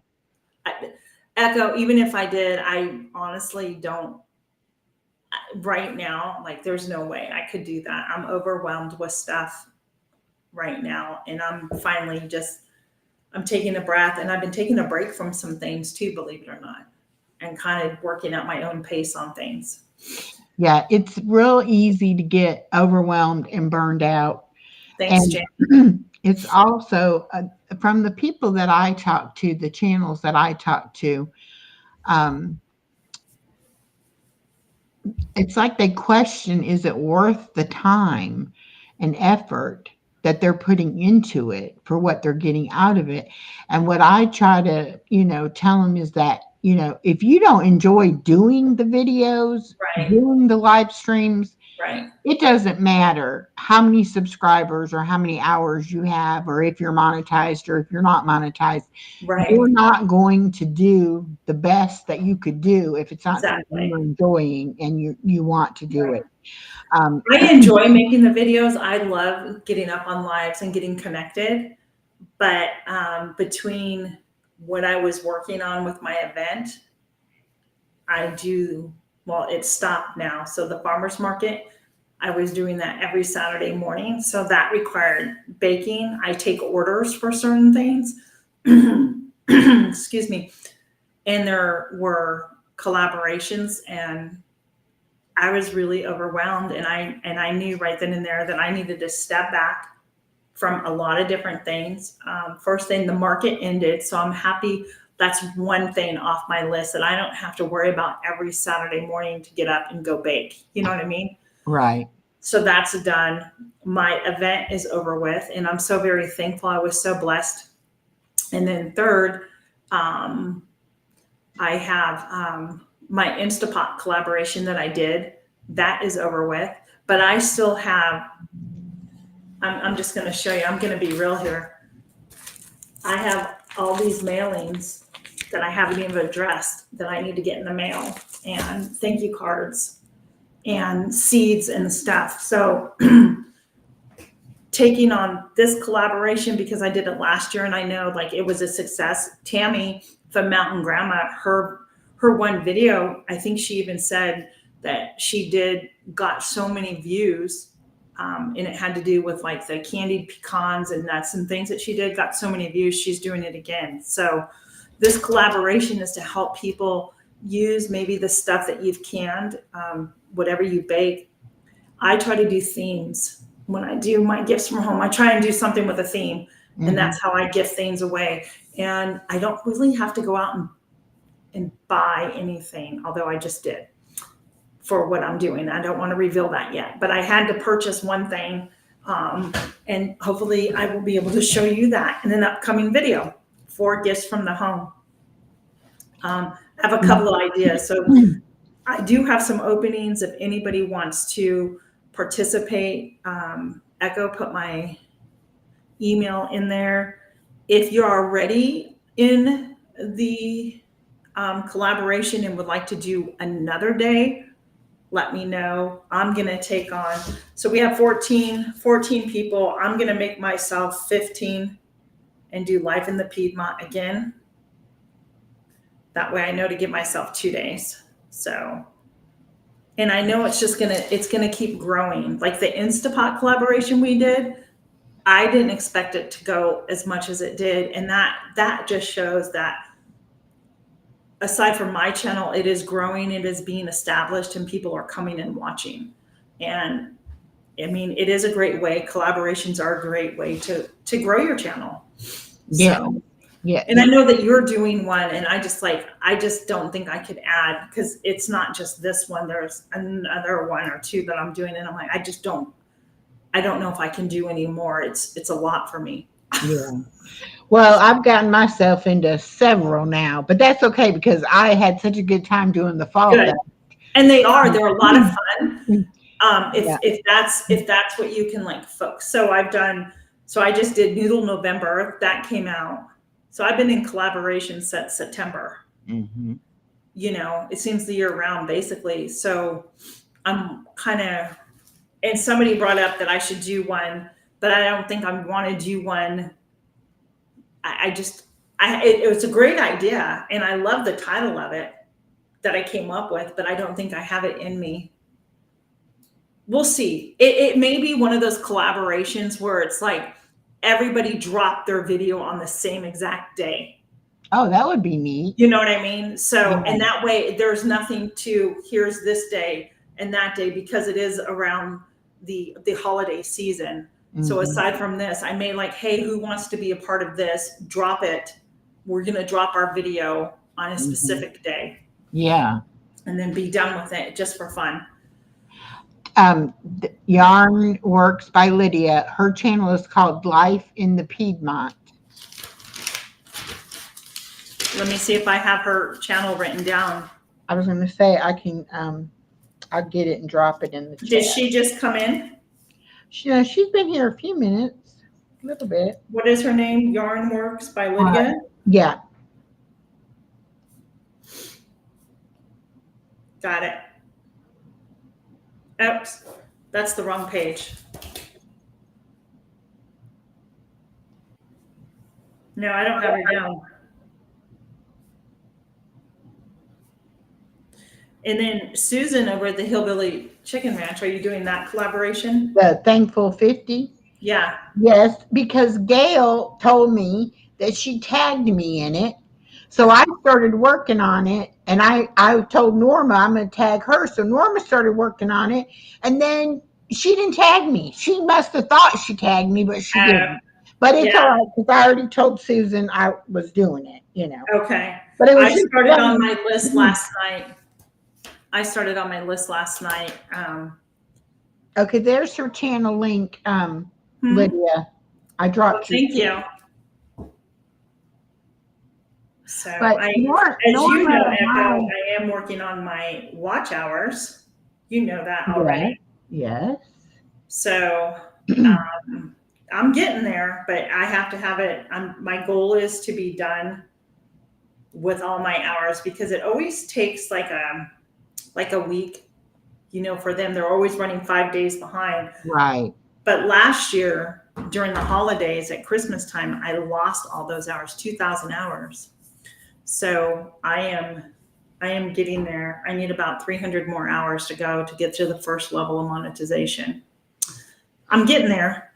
Well, I'm working on it. I ended up getting my 4,000. Awesome.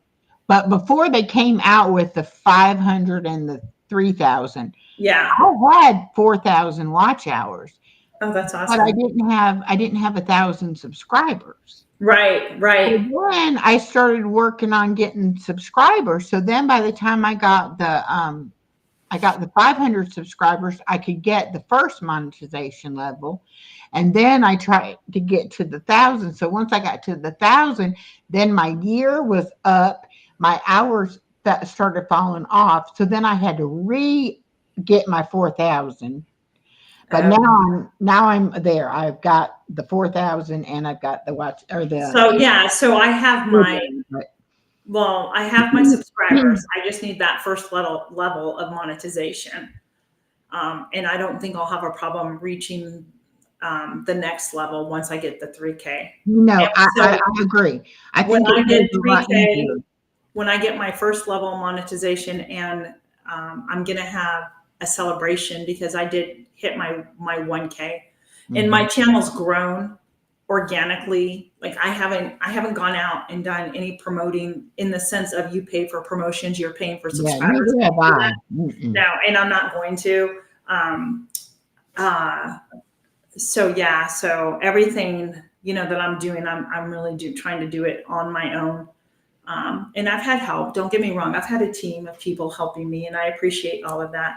But if anybody wants to help me out and watch some of my playlist, I appreciate it.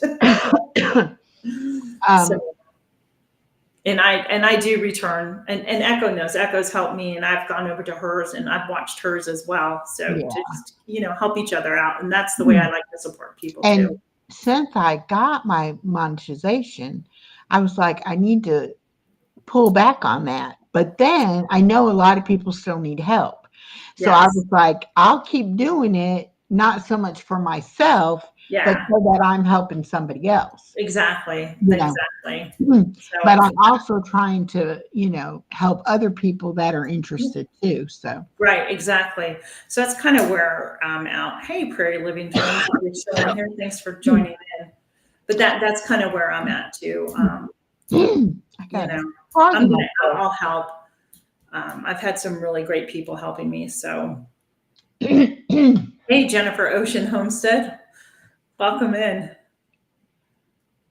You just joined us. I just started on a real easy collaboration. It's you just make a video a day talking about what you're trying to do to help your channel grow. And I stumbled upon the lady's video, and I said, well, that's a good idea, So I said I can make a video a day. So I started doing it. Well, then I went to the hashtag and saw other people that were doing it, and so I started watching their stuff. Mm-hmm. And then Lou Ann's Kitchen, she saw my video and she was like, I'm going to do it. And then she mentioned me in that video.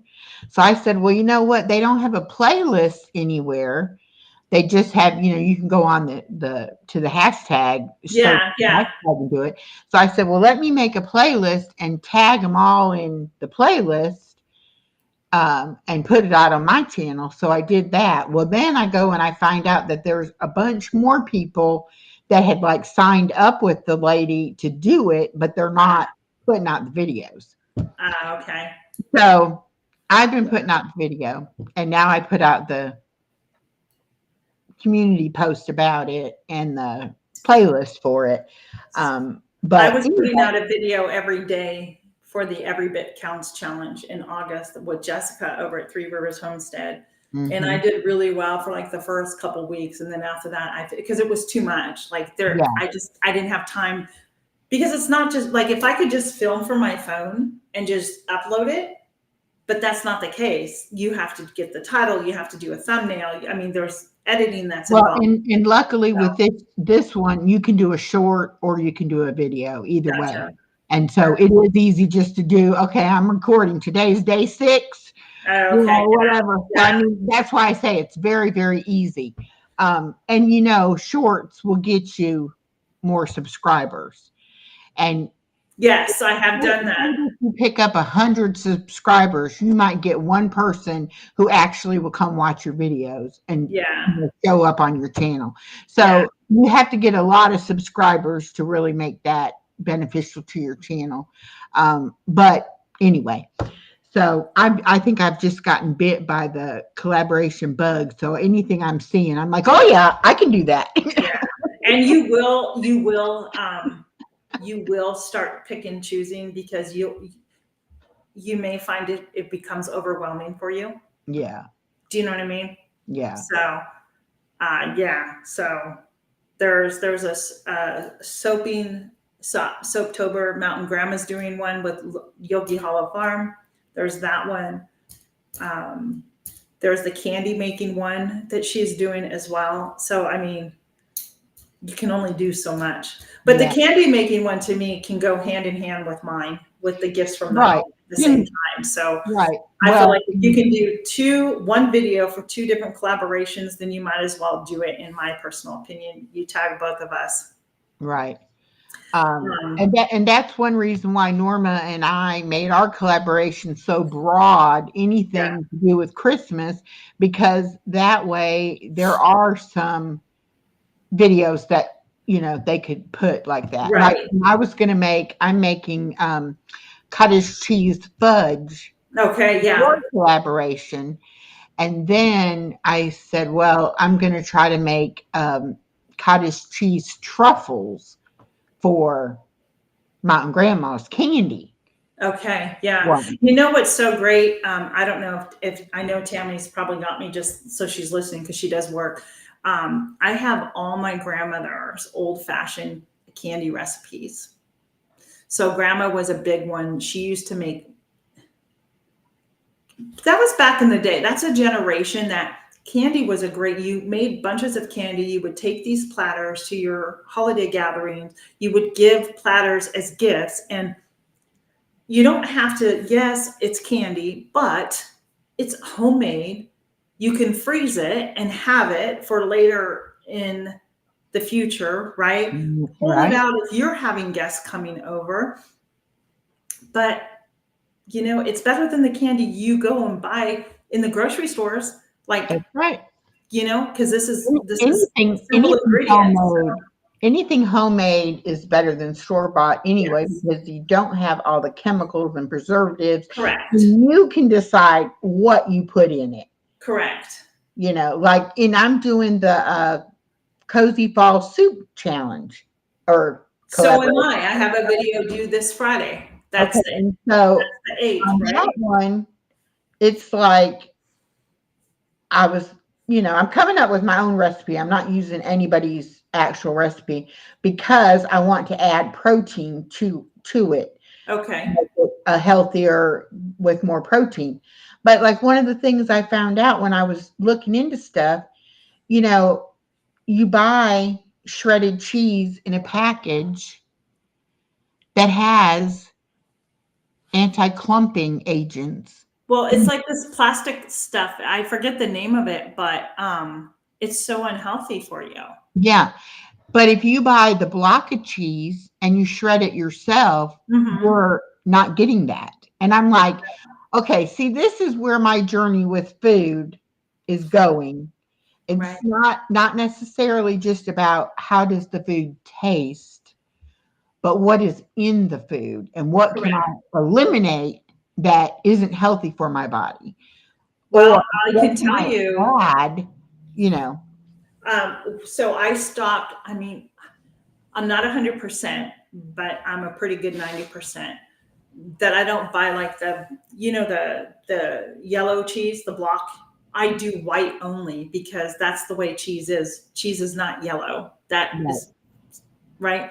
right. But I will say this, and don't get upset if I say this, but from my understanding, with our new president coming in 2025, that Robert Kennedy, he's going to be tackling some of this stuff in the United States. He's going to be placed in charge of the FDA and the food regulations and the stuff that's being put into our food. And I'm like, praise you, Lord, because it is making sick our society, and it is causing a lot of autoimmune disorders.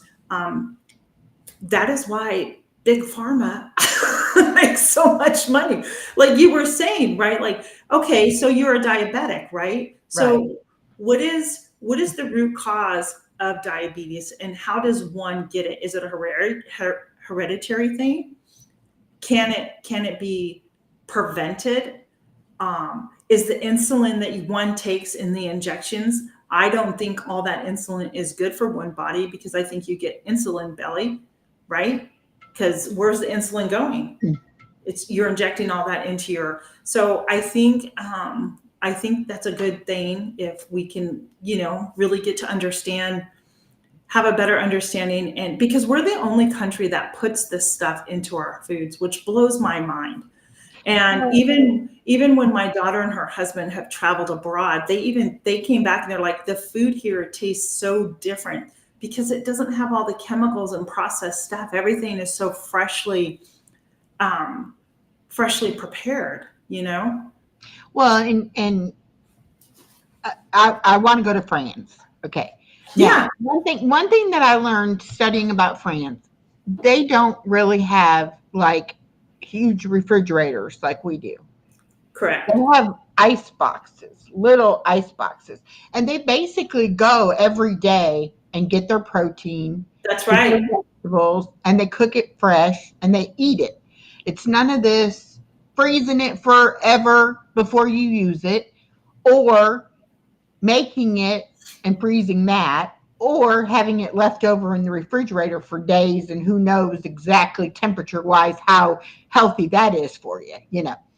But it's more of a daily thing, whereas our society, at least the way I was raised, it's almost like a hoarding thing. Like you need a huge refrigerator and you need to go to the grocery store and buy all this food at one time, you know and then you have all these choices of what you can make and what you can eat.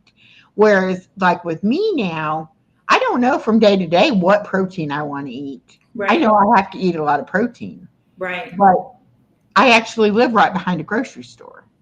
Oh, that's cool. So it's nothing for me to go to the grocery store, get whatever it is I want to eat, Right. and come home and cook it. So to that, here's what I'll say. So I understand what you're saying, and I hear what you're saying. So for my grandmother, See, there was a generation that came out of the Great Depression that literally Mhm. had nothing, that Right. started those freezers and having big freezers, because they learned, right, that things can happen. And we saw that back in 2020 when things, Right. Exactly. right? Exactly. So I think that,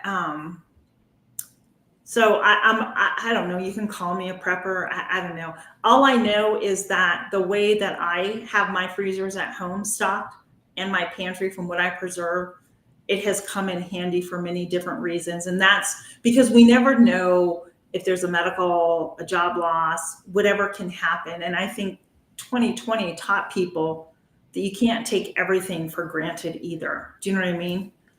But I know Well, that when and I you, also think if you are, I think there's a difference in what I was saying is not necessarily the food that you grow yourself and preserve Mhm. yourself, that you know what's in it and Yes, what's been done to it. I correct. believe that is a little different than buying all this processed Yeah. stuff. No, I know what you're, yeah, yeah, Yeah. yeah. Um, like, do you really know when you buy something at the grocery store? Do you really know how long it's been since it was picked, even produce? Correct. When was it picked? When was it transported? How was it transported? And then how long has it been in the back room of the grocery store? And now how long has it been sitting on the shelf? You don't And know. When you walk that's out, the story I tell people who buy eggs. They're like, "Oh, they're so expensive." I'm like, "Well, let's think here. These are farm fresh eggs. The ones you buy in the store have been probably in the store for a couple weeks. They were picked a month ago, probably kept Mhm. refrigerated to give them this long last, shelf. And it's gross when you eat them. I had to buy store bought eggs for the first time in months, years. Mhm. They were disgusting. Yeah. They were just disgusting. And thankfully, I used them in baking, but I did have to scramble up some for breakfast. But no, I totally hear.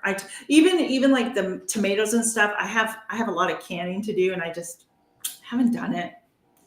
But I got to get to it because my tomatoes are in my freezer, and I hear, yeah, even though they're farm raised, they do lose nutrient values once they're, Oh, they're frozen. so. Yeah, don't Ah. want to. I just in there in a couple of weeks, but like I said, I've Oh, taken a break from some things.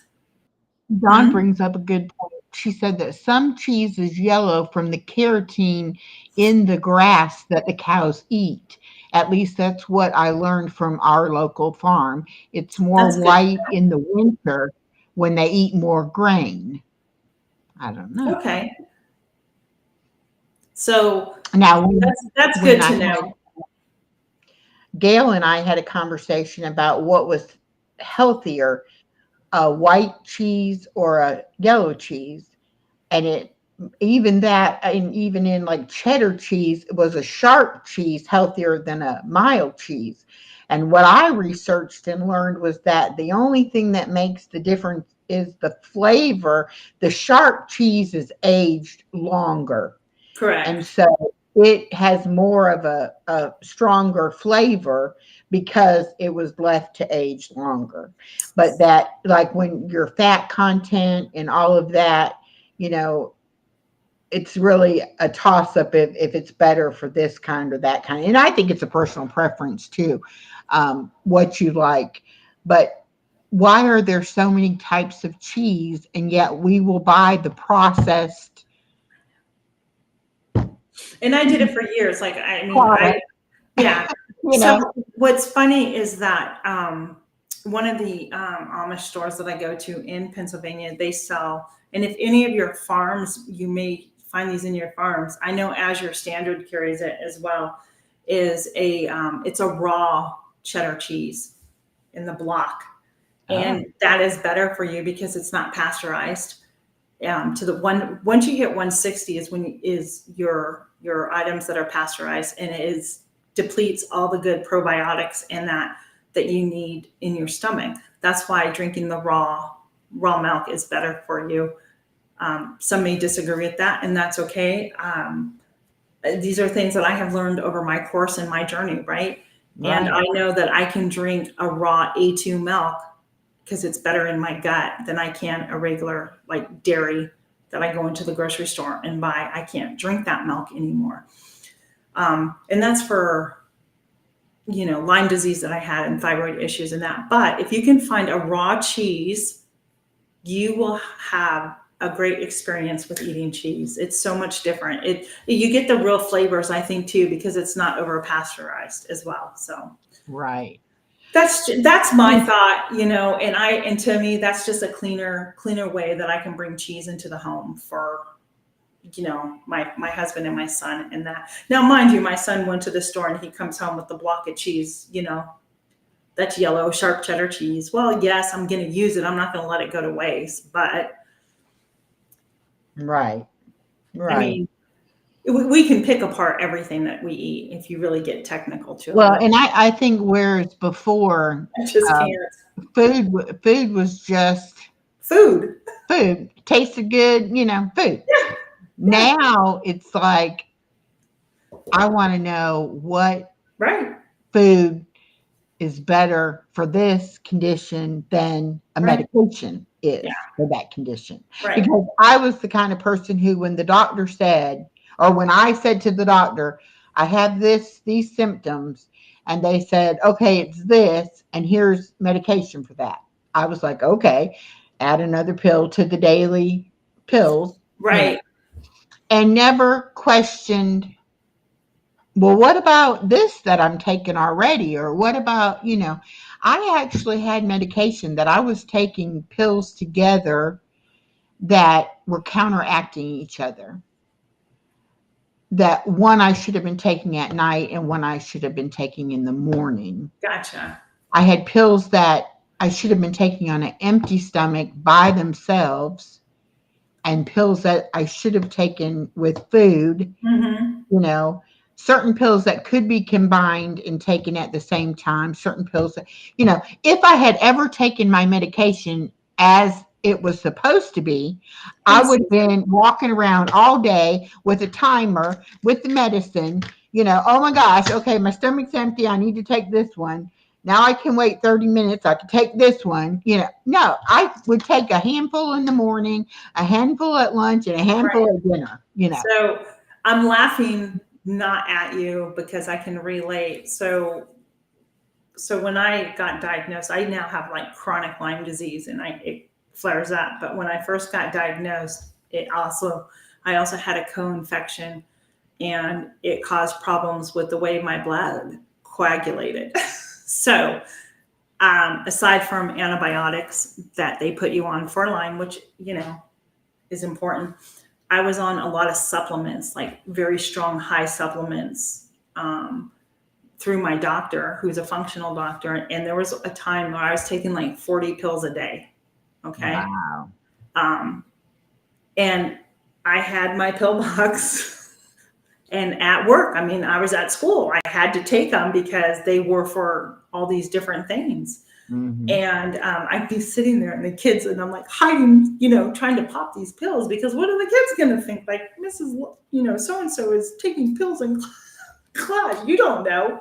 But I remember like the one, because when I was trying to get healed, like I was told like, this can make you feel like the flu, like you'll have the flu. Like, oh, great. This is good. And I do reflect on those days going, wow, how did I make it through? Like, how did I get up every day and go to work and do what I had to do and work with children who were students that were sometimes just a pickle is what I'll say. Well, they were pickles. that was the first thing I noticed when I started cutting back and getting off some of the medication. Yes. Was the side effects. Yes. That I was experiencing. Correct. On those things that I didn't even realize were side effects from the medicine. I thought they were side effects from the diseases that are wrong with me, That's right. And when you start detoxing that out of your body, you get sick. You get sick. Yeah. So I agree. It's really been a total change of thought on the food. It's like now when I say, okay, I have this going on,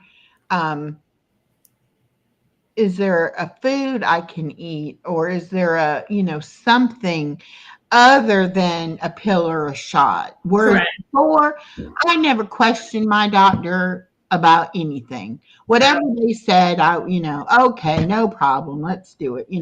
Now I'm like, okay, you know what? No, I question. Let me do some research. Let Yes. me see. And I've got arthritis in this thumb joint. I worked for 17 and a half years at Walmart.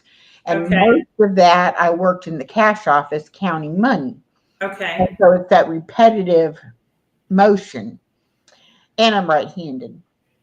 And I had an injury to this hand when I was 18. So anyway, all of that combined together, I've got this arthritis in my wrist joint and my thumb joint.